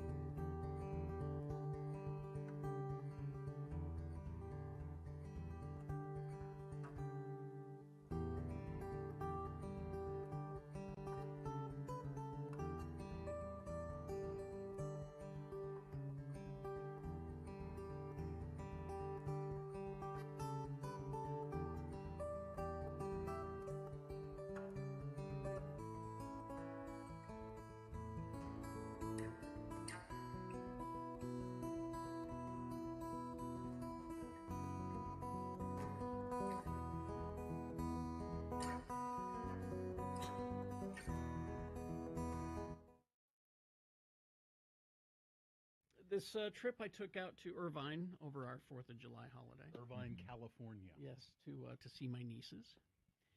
And I got to do stuff. I got to introduce them to things that blew their minds, that they had not been introduced yet. Like dipping French fries in a shake. Oh. They'd never done that before. Okay. Taught them to smoke. And they were like, ooh, look at that. And then by the end of the meal, it was like, can I put my grilled cheese in there? I don't know. Go ahead and A try whole it. science experiment Ooh, going on. what we learned is that if you dip anything in melted ice cream, it's delicious. Right. So that was that lesson. And then we introduced them to the movie The Princess Bride. How old are they? The oldest one is 8. That's good, yeah. Mm-hmm. And then the youngest one is like 5. It's like the perfect So, age. for Might that go movie. a little over the 5 was- 5-year-old. Yeah, the 5-year-old, although she was fascinated by it. Although there was one point where she did run out of the room, and that's when Wesley's put in the machine that sucks his life out of him. That's terrifying. That as is a kid. terrifying. She Yeah. ran out of the room. The youngest one ran out of the room, and the oldest one was like, no. You know, when I saw that movie in my 20s, I ran out of the room. But they were kind of jaded about it before we started the movie. What do you, It was why? like, oh, what do you, we've never heard of this movie. We don't know, Right. So we started up, and they're like, whatever. And then they started getting into it. Really started getting into it, and you could tell. Because there was the point in the movie where it's a dream sequence kind of a thing. It's like a fake out where you believe that Prince Humperdinck marries Buttercup. I present to you my new bride, Buttercup, and she comes out, and that's when the oldest girl stood up and went, no, she doesn't marry him. She marries Wesley. Now, you remember in the movie at that point, Fred Savage does the same thing to his grandpa who's reading him the book. Well, that's right, yeah. Right. No, you're reading it wrong, Grandpa. At the exact same time, they both did that. It's been a while since I've seen the movie. That's towards the end-ish, Toward the right? beginning. Oh, Toward the is beginning, it? yeah. Okay. So And so yeah, it was fascinating to watch them, because then we had to stop it halfway through to go to supper, had to go to dinner, okay. and they were very upset because they're like, well, then what happens? We're at dinner, You have to wait. Now what happens is, well, you have to wait, and then they began. Another thing I taught them is, if you watch the movie, your questions are usually answered. That was the other thing that they learned, because I'm like, they were, well, now where is this? And, well, if you wait, the guy will tell you the answer to your question. He will tell you the answer to your question. And sure enough, so by the end of the movie, after we got back from dinner, toward the end of the movie, they were quiet. They were just laser focused on the screen, and they loved this movie. Yeah, I was just looking at the cast here, and it's interesting. Robin Wright, the princess, she's just so beautiful in a very pure, simple way. It's and it's what perfect happened? casting. What happened to her? Did you see her in Wonder Woman? No. She was in Wonder Woman. No, She was one of the Amazonian warriors. All I've been seeing. And she still looks great. All I have her in my mind is from Game of House of Cards. House of Cards. House of Cards, and she's just a ice cold bitch in that. Well, I'm glad you're teaching them about the questions thing early, because I know people who are well into their adulthood who still, to this day, will point at a movie and be like, "What? Why is this happening? Who is he the bad guy?" And we're 5 minutes in. Do you want to know every single answer to this thing already? It's such a pet peeve of mine. Princess Bride, of course, is really, it's the whole movie is powered by Mandy Patinkin, as far as I'm concerned. Yes, absolutely. My name is Inigo Montoya. The biggest laugh though that they got was this one. Knowledge. That got them. Yeah. They just laughed out loud when Christopher Guest. No, it's Peter Cook, and he's in this big. Oh yeah, he looks like the Pope. He's got all the ceremonial and the hats and everything, and he's very commanding looking. His character is called. I'm just looking at the cast list here. Peter Cook adds the impressive clergyman. Exactly, and it's there's the organ and da da da, and he turns around slowly and has a very not a stern look, but a very serious look. And then the first thing he says is, "Married," and it just killed him. Just killed them. They died. Oh, I forgot Billy Crystal too. Yeah. Oh, they love that part too. Yeah, it's great. The whole movie is just, Mandy Patinkin's coming to town, by the way. Oh, that's right. I've got to get tickets. Mhm. I saw him live on stage at the Capitol Theater some years ago. He sings show tunes and does really nice, funny patter, and talks about The Princess Bride a little bit. He's just wildly entertaining. Man, he's good. Well, I remember we were telling him about the movie. I said, "This movie, I think you'll like it. It's got giants, it's got pirates, it's got sword fights, it's got rodents of unusual size, it's got all of these things." He said, "Well, we've seen that cartoon." It's not a cartoon. You have not seen this. This is. And I think that's what blew them away, is that it was live action. It wasn't a cartoon. Yeah. Probably added to it. But, the movie still holds up. Yep. Carrie Elwest's book, As You Wish, about being the impossible movie to make, is apparently a good book, and cute stories about Andre the Giant. Oh, yeah. Hey, see, now I got the cast list here, and he's not in it. Andre the Giant? Yeah. I don't know why. He's in The Princess Bride? Yeah. He's not on the cast list. I know he's in the movie. I was going to say, he should be. He's a major role. Oh, there he is. They've got his full name, and so I didn't. Andre Rene Rousimo. Oh, that's Rousimo. Not his professional name, Andre the Giant. And if you're looking at the same Google search cast list as I am, everybody has like a nice profile view of their face, except for Andre the Giant. It's a photo of him standing next to somebody much, much smaller. Frame of reference. All right.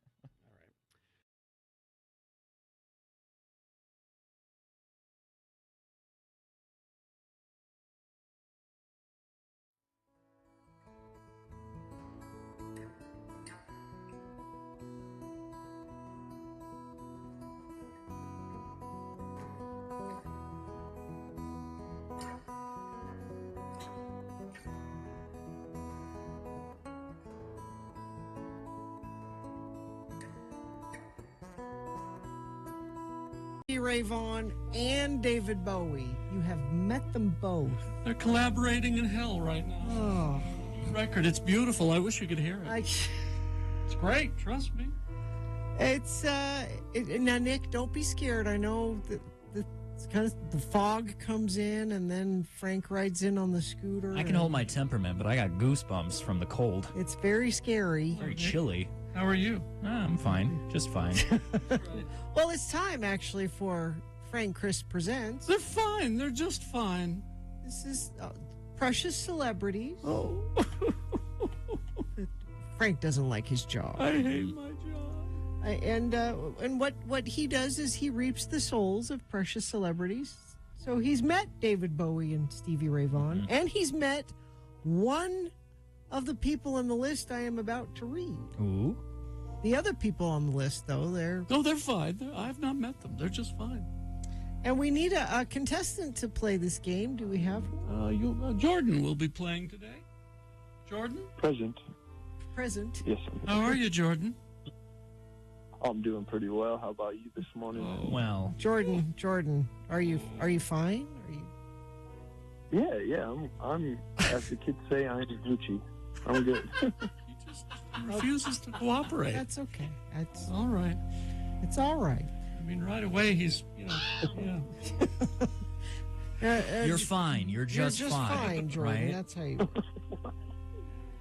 They say don't fear the Reaper, Jordan. I don't know. Now, Jordan, if you were able to correctly identify out of this list of famous bank robbers, which one is not fine, then you will win, Nick. Flogging Molly and the Interrupters tickets. They're both going to be performing over the complex this upcoming September 11th. And you can potentially win those now. But if you want contest details and ticket links, you can always visit x96.com for those. Okay, Jordan, which one of these four famous bank robbers is no longer fine, just fine? Famous bank robbers. Number one, Stanley Rifkin. orchestrated one of the first known computer-aided bank robberies and the largest bank robbery ever committed in the United States at the time. The computer consultant turned criminal successfully stole $10.2 million from the Security Pacific National Bank in Los Angeles. Wow. He transferred the funds electronically to a Swiss account. And then he bought diamonds and smuggled the diamonds back stateside. Of course, he was caught after all that. Number 2 is Carl Gagosian. He was known as the Friday Night Bank Robber. Served a 17-year sentence for armed robbery. Probably the most prolific of such criminals in U.S. history, having robbed more than 50 banks. Number 3, Babyface Nelson.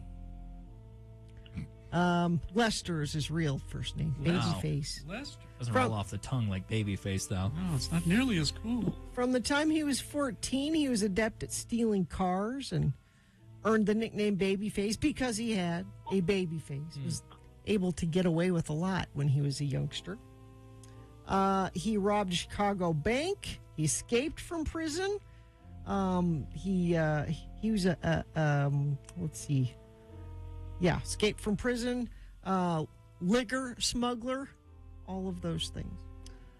Then we have Patty Hearst, like the castle. She was kidnapped by some terrorists, and while she was kidnapped by the terrorists, they said, "Hey, you want to come rob a bank with us?" And she said, "Okay." I got nothing better to do. Or maybe she didn't say okay, but she probably said okay. Robbed a bank in 1976, sentenced to a 35-year prison term. That was lowered to 7 years. She got out in 7 years. So of those 4, Jordan, Stanley Rifkin, Carl Gagosian, Babyface Nelson, or Patty Hearst, which one is not fine? Oh, I got to go with number 2, Gagosian. Sorry.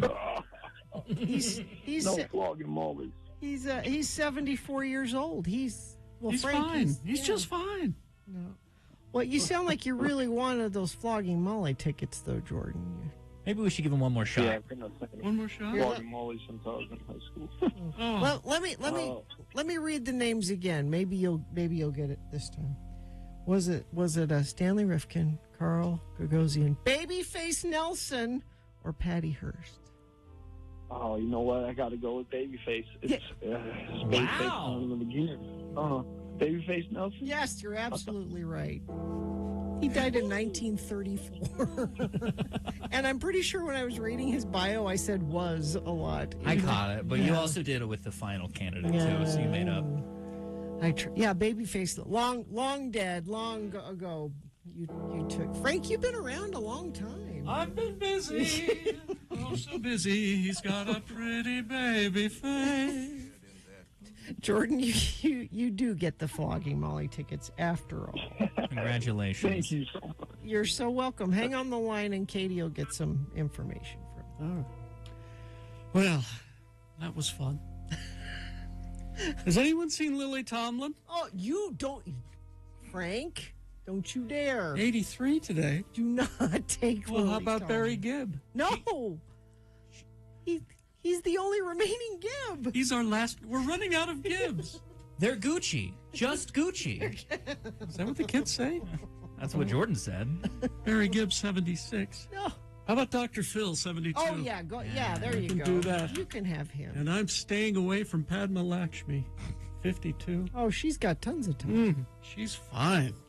That's a different kind of.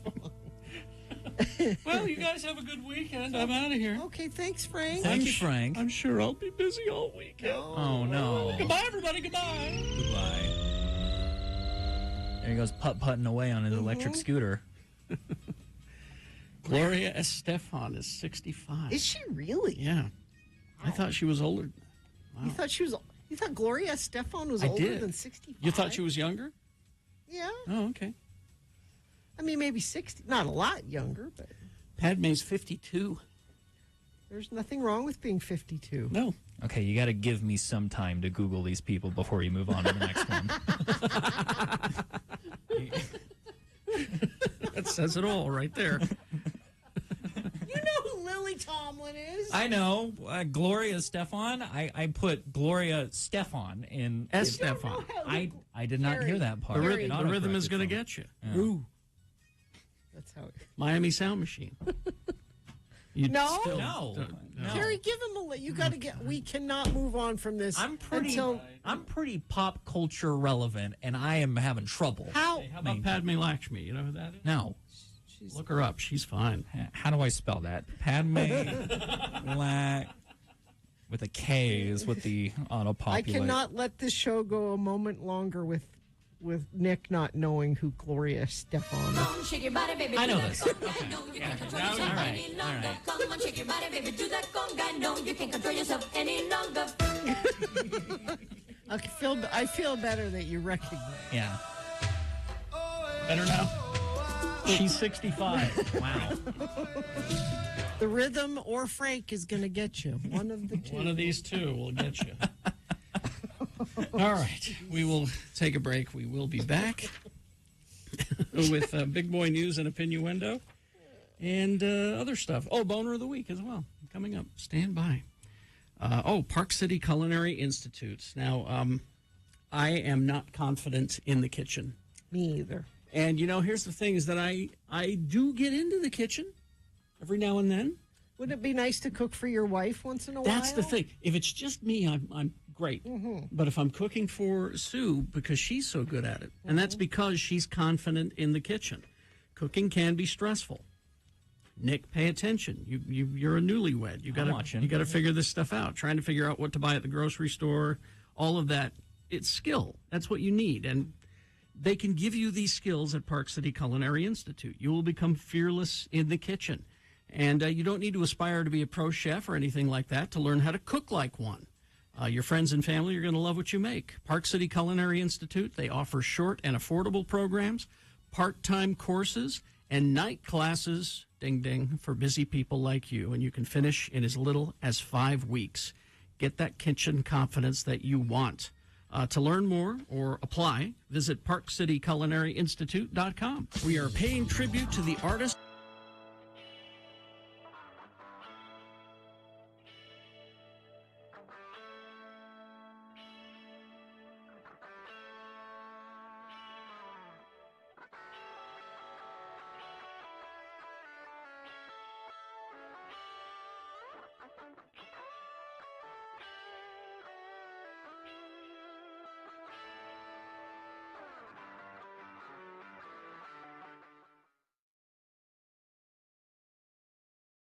So we flew all Nippon Airlines, Mm-hmm. and You're saying it wrong. I'm probably Yeah. saying it wrong. And how was Nippon Airlines? You remember when you used to fly and you got a meal, Yeah. maybe two? Mm-hmm. And you were treated nicely? You were treated nicely. You got It was a special experience? actual silverware. Let me show you. Yeah. You have a picture of actual silverware? No, I've got actual He's got silverware. it with him. You stole it? Shh. Carrie. They're our allies, Gina. Yes, It's okay. Look at that. Actual metal. Can you believe that? All Nippon Airlines right there. A&A on the thing. So, and they're little, So, Yeah. But you could do some damage with this. You could, but they don't have those concerns. This is the theme music for All Nippon Airways. Is that was playing while So this you're is while you're being boarding? seated? Yeah. While you're boarding, this is It's lovely. isn't it? Yeah. It's very nice. So anyway, yeah, it was amazing. Flying was actually pleasant. And you know why that is? Because those countries, Carrie, are this close to being communist. Oh, really?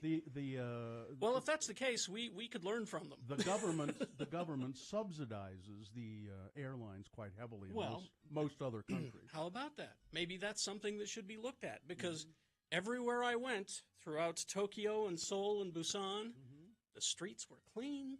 People had jobs. It was such. They seemed happy? They seemed happy. But yeah, I had a wonderful time. Just here it is.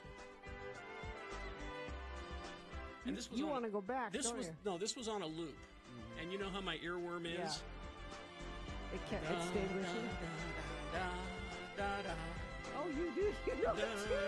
Yes.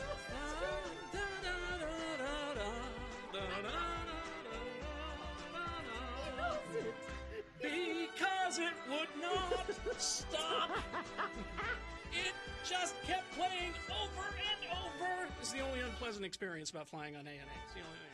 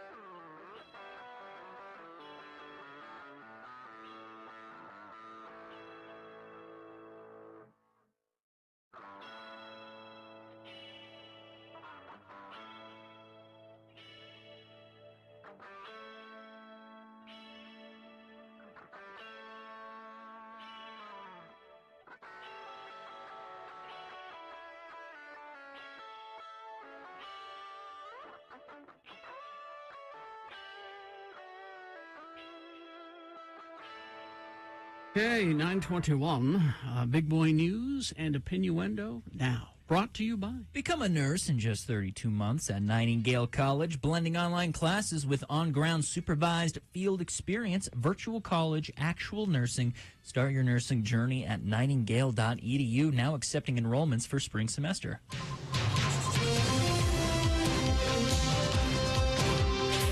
Well, I feel kind of bad because this could have been a boater candidate today. And our friend who's helping us out because Bill isn't here, Nick Davis, said, aren't you going to talk about Stacey Dash? You have to. I didn't hear about this. You are in for a treat. Remind me who Stacey Dash is.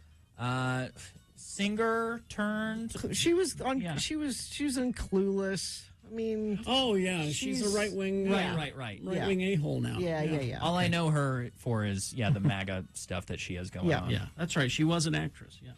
Well, and she's on TikTok now. Oh, really? But she must not spend a whole lot of time on social media.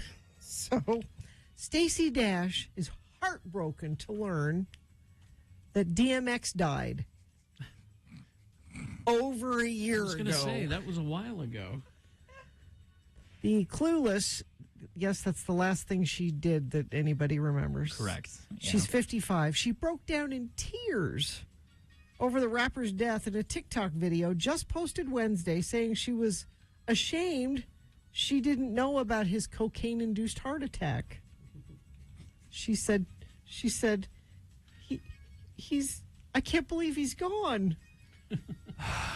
He meant so much to me that I'm just finding out. Oh, and I'm going to film me finding out. Crying. And me crying to show my sorrow. Because the whole world. She said, I was strolling through TikTok and found a DMX song, this song that I loved. But then next to it, it said, rest in peace. And I didn't know he died. I care so much about him, and I'm happy to gain any attention I can from the tears coming out of my face during the process. Confused fans commented on Dash's emotional footage, with one making the obvious joke, this brings a whole new meaning to the term clueless. Saw the other joke going around of, how do you think she's going to feel when she finds out Trump lost the election 2 years ago? She will never admit to that. So today's the first day of September. Correct. Which means it's fall. With summer, we're done with, even though it's still officially summer, we're done with summer. So you know what time it is. It's pumpkin spice. Oh, yeah. Yeah. Why do we love pumpkin spice so much? There's science behind it. Matt Johnson, a Boston-based psychologist who specializes in marketing in psychology says the flavor is so closely tied to the arrival of fall and nostalgia. It's wholesome vibes, leaves changing. That scent reminds us of those things.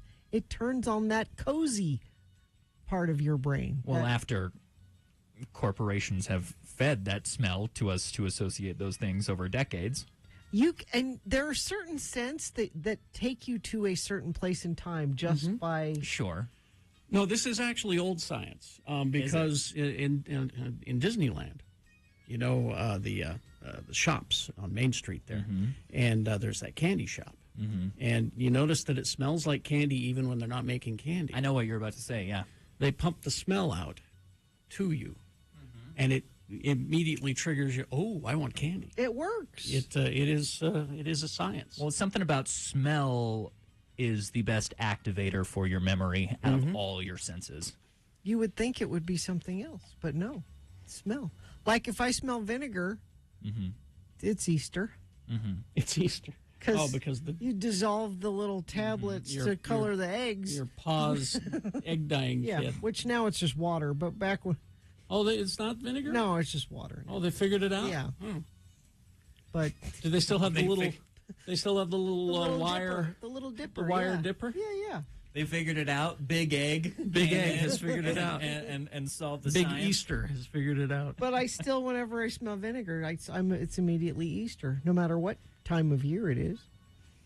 Speaking of treats, the cookie wars are heating up. There's billboards now about the cookie wars. Oh, the local cookie wars. Bloodthirsty. Have you seen the billboards for them? I saw the one Utah off Cookie 6 Wars. South. Yeah. So this is the dispute.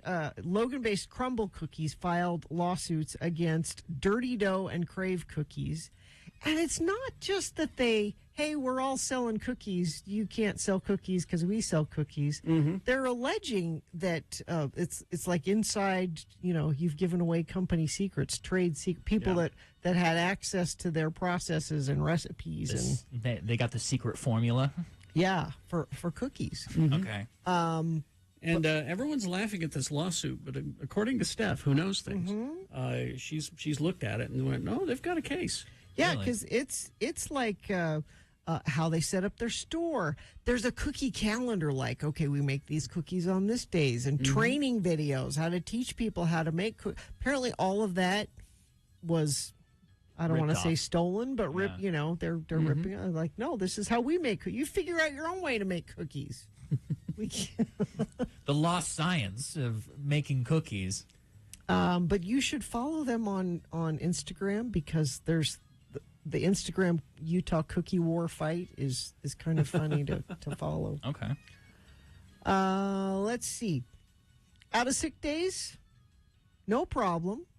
A researcher from Chapman University says the human immune system actually springs into action just by seeing sick people. So you don't even have to be in the same room. If you see somebody like across the street, haven't you, especially during the pandemic, haven't you heard somebody cough? Like, that's not right next to you, but is far away. Apparently, that's enough for your immune system to go, I better shore up my defenses. There's something coming. Just the sight or sound of somebody sick. We could make a fortune selling videos of sick people.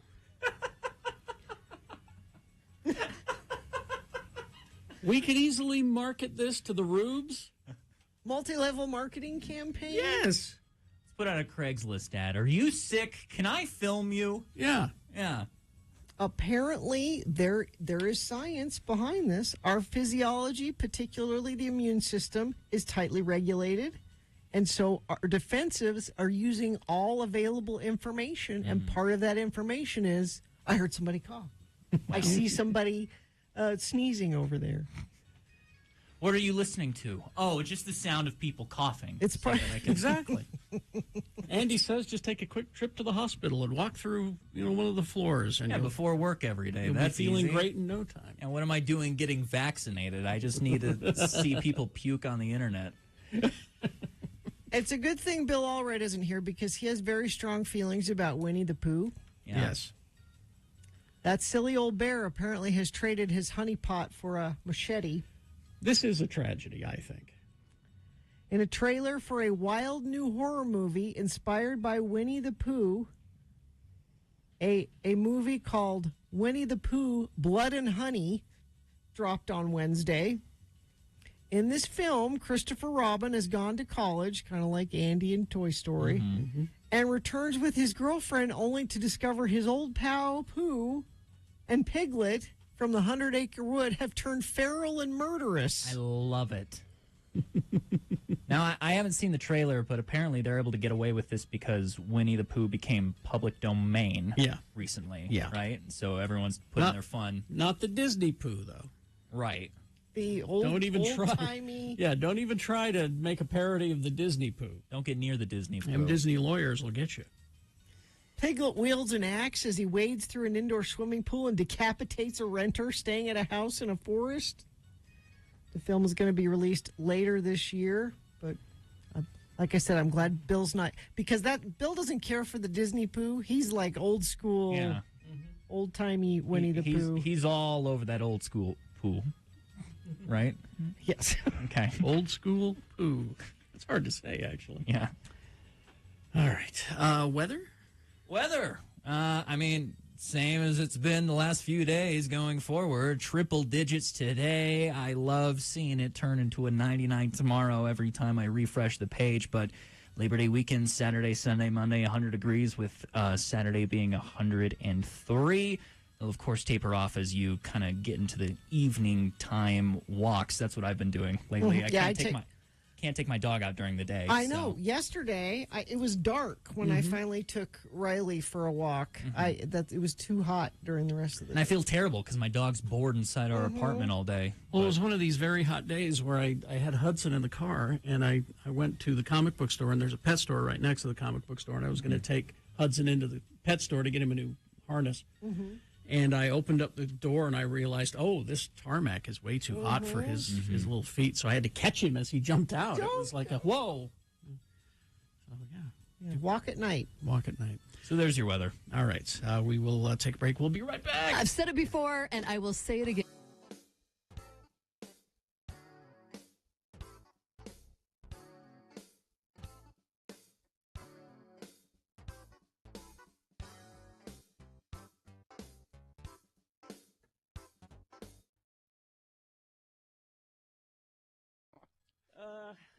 I'm a bad mom, I can tell you about real quick. Really? Well, we know you're a bad mom, but go ahead, tell us. Quickly, we're at Gray Whale. You can come by and see us, Gray Whale, up by the U. Come and get a first-hand look at a really bad mother. Yeah, I'm right here. So last night was Country Fair at Festus's school. Now, Country Fair is not like chickens and cows and like you would. That's why they call it a country fair, because it has nothing to do with that. No, it's a country fair. Oh, it's okay. So it's not a country fair; it's a country fair. It's a country fair. Australia. Yeah. Yeah. What country did Festus have? He had Iraq. Oh, of course he did. And so yesterday. Is that because they knew his father's a terrorist? No, he has a brother who's serving in Iraq. Oh, that's okay. He's been there forever. I wish he'd come back. But yesterday, after school, Festus said, well, everybody said they're bringing food. As you know, you have the display board with all your information, and everybody's bringing food from their various countries. It would have been nice, honey, if you'd let me know that before, 12 hours before school. So I look around the house, and I see that Did you have some hummus or anything? Well, the mother-in-law had just come back from Egypt, and she brought this big container of baked goods from this Egyptian bakery, and the container had Arabic all over it, and they were Egyptian pastries. I'm like, that's close. Wait a minute. If you were to say that to your husband, your Egyptian husband, he's out of town, I'm guessing. So that's close, and there's Arabic on it. So you set that on the table, and it'll look it'll authentic. Yeah. Mm-hmm. So we go to the country fair and the country fair, and come back, and Joe stayed with the little kids at home while I took Festus to the country fair. And Joe said, "What happened to the pastries that I was so looking forward to eating?" And I said, well, he didn't have any food for his display, and so we took those. And I thought because it had Arabic on it that it would look And he said, the Arabic that they speak in Egypt is not the same as in Iraq. It's like Really? that would be like if you took, Yeah. pastries Let's from take some Spain French pastries to a and- Mexico Yeah. country. Oh, I'm like, oh, they didn't know. Nobody knew. It's Arabic. They don't know what. Did they not know? Nobody said anything. Nobody Of course said they it. didn't No. know. Yeah. Was he angry at you? Did he get angry? A little bit. It's like Dr. my Sam mother- wants to talk about anger today. It's like my mother brought these all the way back from Egypt for me. For me. Did people eat them at the They fair? did. They were gone. Were they delicious? They were really good. 'Cause You they- don't know. You didn't try No, them. I did. Okay. Before anybody else touched them, because then they've got germs on them. So I unwrapped them and tried one. You have problems with germs? Yeah. Oh, like my friend Lindsay. That would be good for you next time we're on. We'll talk about germs. Oh yeah, I don't she's. know. Do you wear slippers at home? Or Yes. Will your feet touch the carpet? No. She won't walk bare. Oh. She won't walk barefoot in a hotel room. Really? No. No. How? And if you're out and about and you need to go to the toilet, I try to wait. difficult until you get home. Mm-hmm. Difficult. Unbelievable. And she's one of these people who opens the door to the bathroom with her elbow. Yep. You know? Flush with The your whole foot. thing. I'm no fool. Do you use a straw when you're Sure. drinking at a restaurant? Yes. Wow. Yeah, she's bad. James. We're going to have a show on obsessive no. Let's do compulsive it. That's disorder, not I think. obsessive compulsive. It's Ah, being he's- cautious. It's That's Dr. different. Sam. You Cautious? Yeah. You can argue with Dr. Sam. Cautious. I don't think you're going to argue with Dr. Sam.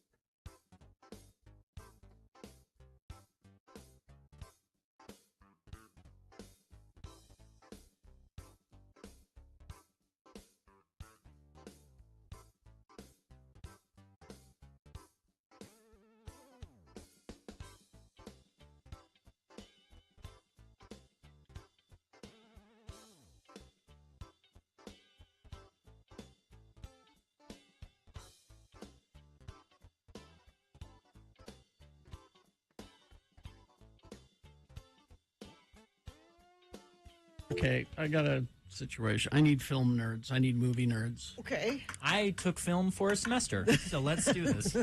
Well, clearly, you're qualified. You Look do at him, Citizen throw- Kane and the Bicycle Thief. Yeah, And throwing out his education here. As you know, one of my top 5 favorite movies of all time is Jaws. yes. Love Jaws, always have. I know it frontwards, backwards. Who's it? I know too much about it. Anyway, they're re-releasing it in theaters this weekend. Okay. In 2 different forms. Okay. One is in IMAX. Ooh. I know, right? Mm-hmm. But the other is in 3D. The Now, this original. isn't- Now, the original Jaws in 3D. All right.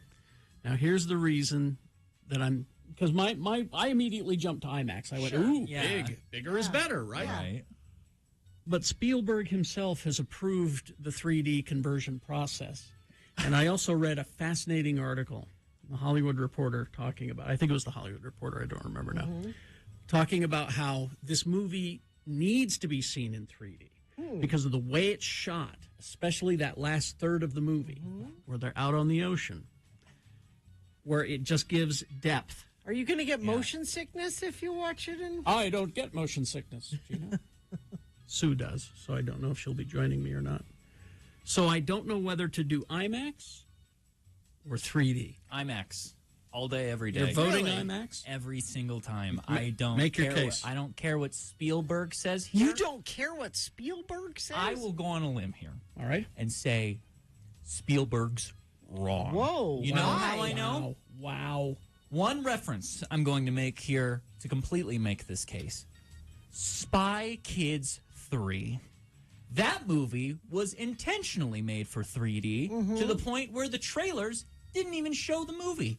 They showed the audience with the 3D goggles on reaching out like they can touch what's going on what's going on with the we're screen. not talking about a movie made for 3D. This is not Jaws 3 in 3D. Which was a terrible movie. It's a terrible movie. This is the original Jaws. That movie was intended for 3D, and it still stunk and is only played in 2D. But you're not- Why would you want to watch something intentionally made for 2D that's converted to 3D? It was made 2D because that was the times.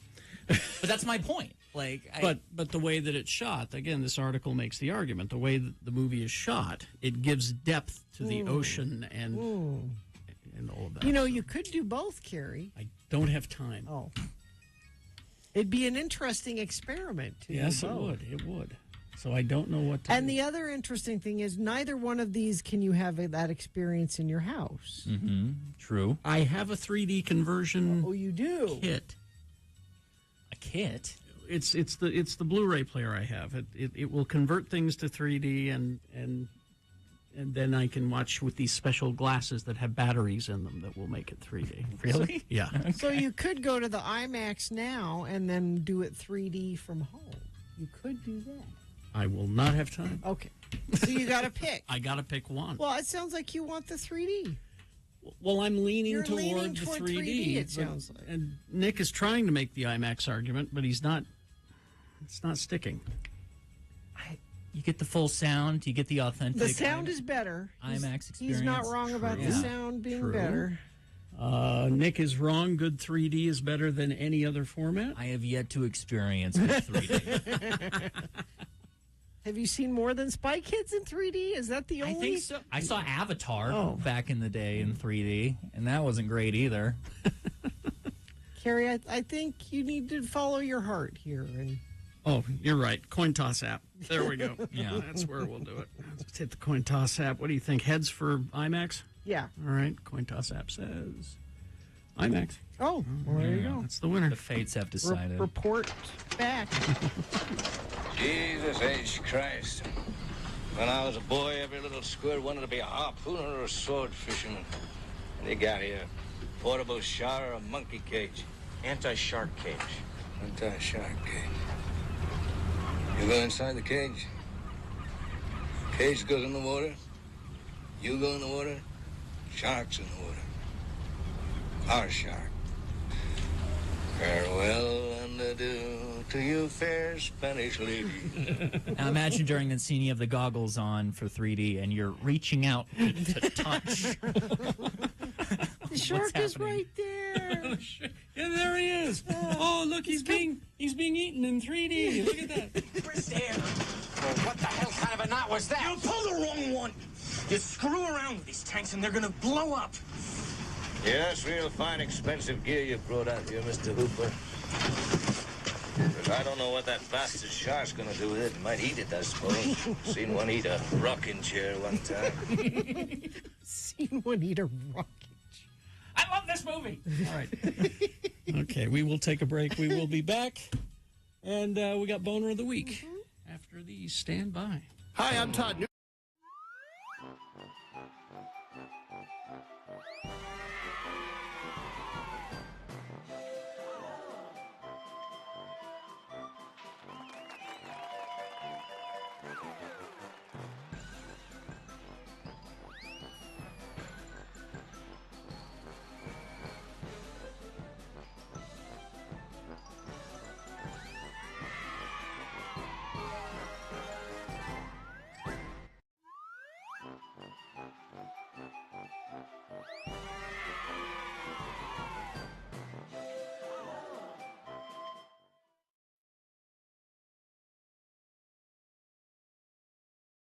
Gina's back.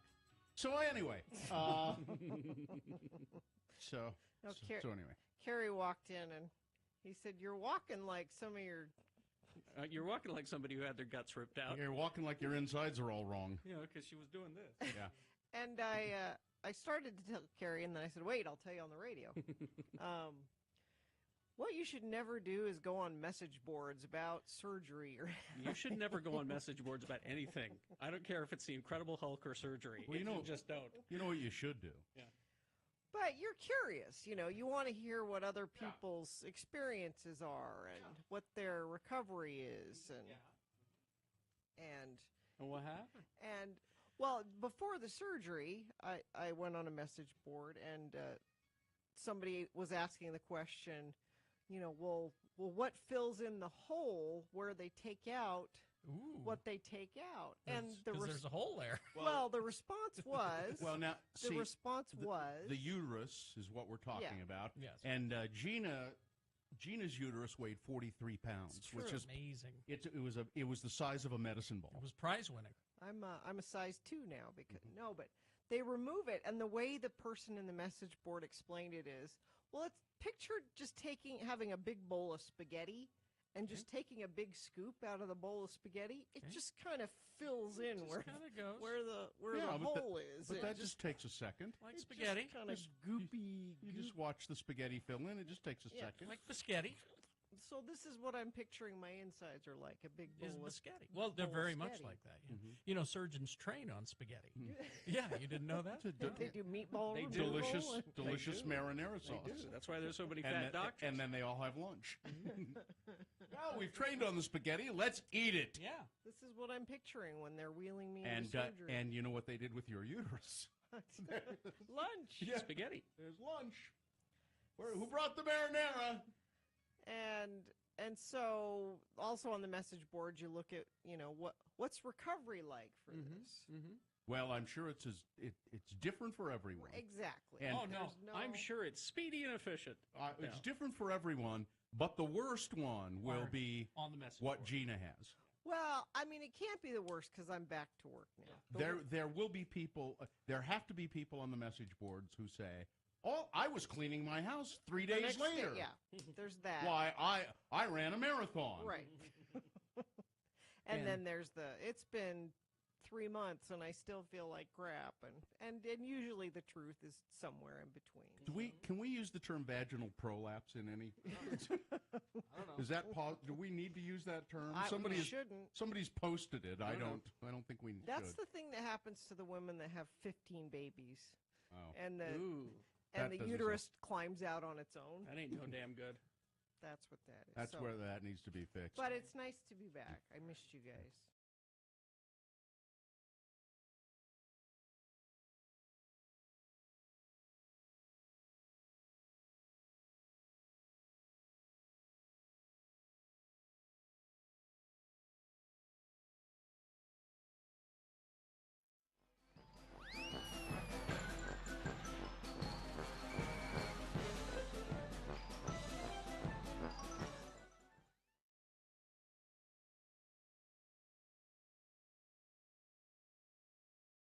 Deli.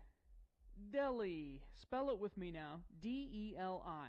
And now we'll use it in some dialogue with LeVar and his friend Elder LeGrand R. Dunn Jr. It's Sunday, and LeVar has come over to his friend LeGrand's home to see why Elder Dunn is not in church. Again, the word is deli. Let's listen. Come in.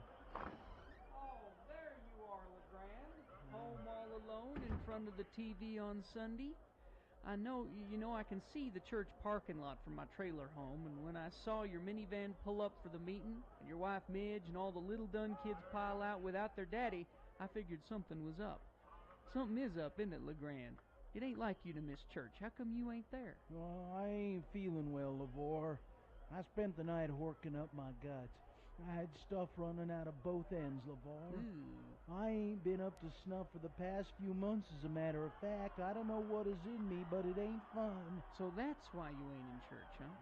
Of course, the fact that your favorite team, the Tampa Bay Buccaneers, is playing them red-hot Arizona Cardinals today don't have nothing to do with it, does it? No, it don't. I really am sick. I'm just starting to feel a little bit better right now. My stomach is almost settled. Oh, looky there. Buddy Ryan is yelling at one of his players. Oh, yuck. Here. Aim for the bucket. Oh, you are a mess, LeGrand. A real mess. I need for you to do me a favor, LeVar. What? I need you to go to the Circle K and get me some 7-Up. And if you would you just make me up some nice warm milk toast? I need to eat, but it has to be something mild like milk toast. Who do you think I am, your wife? Hey, why ain't she here? She had the lesson in Relief Society today. Oh, I'm sick. Look, you got to start taking your vitamins, LeGrand. You need to take your vitamin C. You need to take your sulfur pills. You need your cat fur oil. You need your seaweed and plenty of that crab shell calcium and ragweed. You need to take all that stuff on a daily basis. Every day? Every day. I need to take that stuff daily? Yep, a good handful of vitamins on a daily basis. I know you don't hardly ever get sick, LeVar. You take all them things daily? Well, that stuff don't work on me like it works on most people. I just try to drink a pint of cheap rum every day. Yep, pint of Rot Gut Hooch Deli does the trick for me.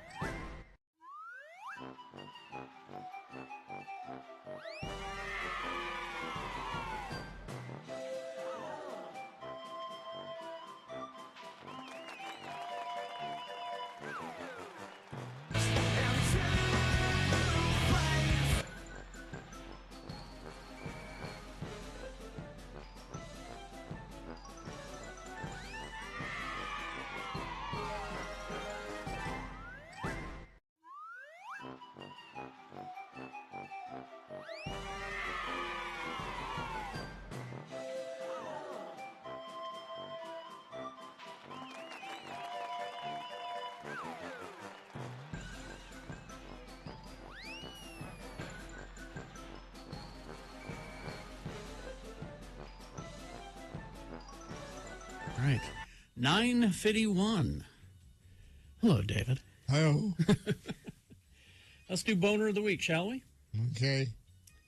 It's a short week this week. So, Boner candidate number 1 from Monday. The BYU response was, shall we say, inadequate. The story is evolving, but it's still bad. This is that Duke University women's volleyball player who said there was somebody in the stands at BYU that was yelling racial slurs whenever she was up to serve. Now, the school banned a fan from coming to any other sporting events. They looked at some video, and apparently this fan was not the fan that was yelling the slurs. However, he approached her at the end of the game, and there are witnesses to this, and he said, you better watch your back. And so this guy is a bad guy, too. They're still looking for the racial slur guy. But the thing is, though, that there are still people who sat around the guy who was yelling this stuff who... They know who it is. They know who he is, and they could have even said something to him, but they didn't. So there's lots of boner to go around in that one. Boner candidate number 2 from Tuesday. It's tradition, and besides, everybody does it.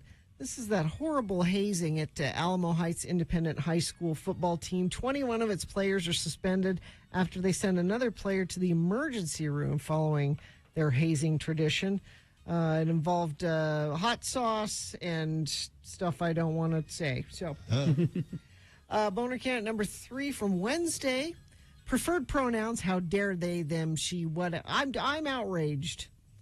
This is parents at Farmington Junior High School that are upset and have sent emails and phone calls voicing their disapproval of counselor call cards. So on their office door has their name and then their pronouns. It's not hurting anybody, and maybe will help some students feel more comfortable because the counselors are open to that. Yesterday, a show supposedly about, social media and how, we need to be better about how we consume it. I agree with that. What I don't agree is the guest they had on who was saying that demons are prowling the world, seeking the ruins for souls, and they can show up in your device. Yep. Demons are going to get you. And especially that, and he named the demon. Yeah. From The Exorcist. Coming to get you. That one specifically. Wow. Is hiding in your phone. Plus you're probably listening on a device, so the demon is there in the store. Yeah, they have no complaints about the Bible app that you can download. So just 4 candidates for you to choose from this week, Dave. Number two. It's the hazing incident. Hazing. All right. Okay. There you go. Just like that. Thanks, Dave. Thank you. That is your boner of the week for this week. Nick, thanks for helping out today. Yeah. Because not only was Bill gone, but Johnny was gone. I didn't know you would think one of them would have stuck around. They're both on vacation this week. So It's a long weekend. Everybody's getting the hell out. I have told my family. So you didn't mention this in your sports at all, so I'll mention it now. Okay. The U Florida game is on Saturday. Right. And oftentimes when we're watching football games, they're just sort of on, and we're doing other things. Mm-hmm. I do not want to do anything but watch the game. I want to sit on the couch and watch the game. We are not doing other things during it. We're not talking during it. We're not going to have dinner while we're watching the game. That's going to happen after. And you're the only person in your family who feels this way. Well, they all like it. They all Sure. enjoy football. Right. They're all Ute fans. But sometimes they like to do other things. No, watching the game, do not do anything else. Right. Check out Ed Bundy over here, huh? I mean, I guess he was a sports fan, right? Yeah. Okay. All right. I guess I could say Al Bundy is what. Al Bundy. Al Bundy. Not it. Al Bundy. Sorry. I guess they can do whatever they want, but I will be on the couch watching. With a beer Yes. Oh. in your hand. No, actually, probably one of hand these. under your belt. One of these drinks that Jimmy brought. One of these local canned cocktails. Maybe just one, because Maybe some just of these are strong. One of That's these is a what we were 10%. warned, yeah. I'll have to spread these out throughout the weekend. Or as I like to call a starter. Yeah, we'll do that. All right. There you go. There you go. We will be back on Tuesday, folks. So don't, And I'm just house sitting the station. Everyone's gone, so You're just here? Yeah, I'm That just. means you can run around in your underwear. Yeah, that'd be kind of fun. All right. Fine job as always, Katie. Live long and prosper, bitches. Don't you know we'll all be back on Tuesday? Remember who you are and what you stand for. Yeah. All right. Marcy is next.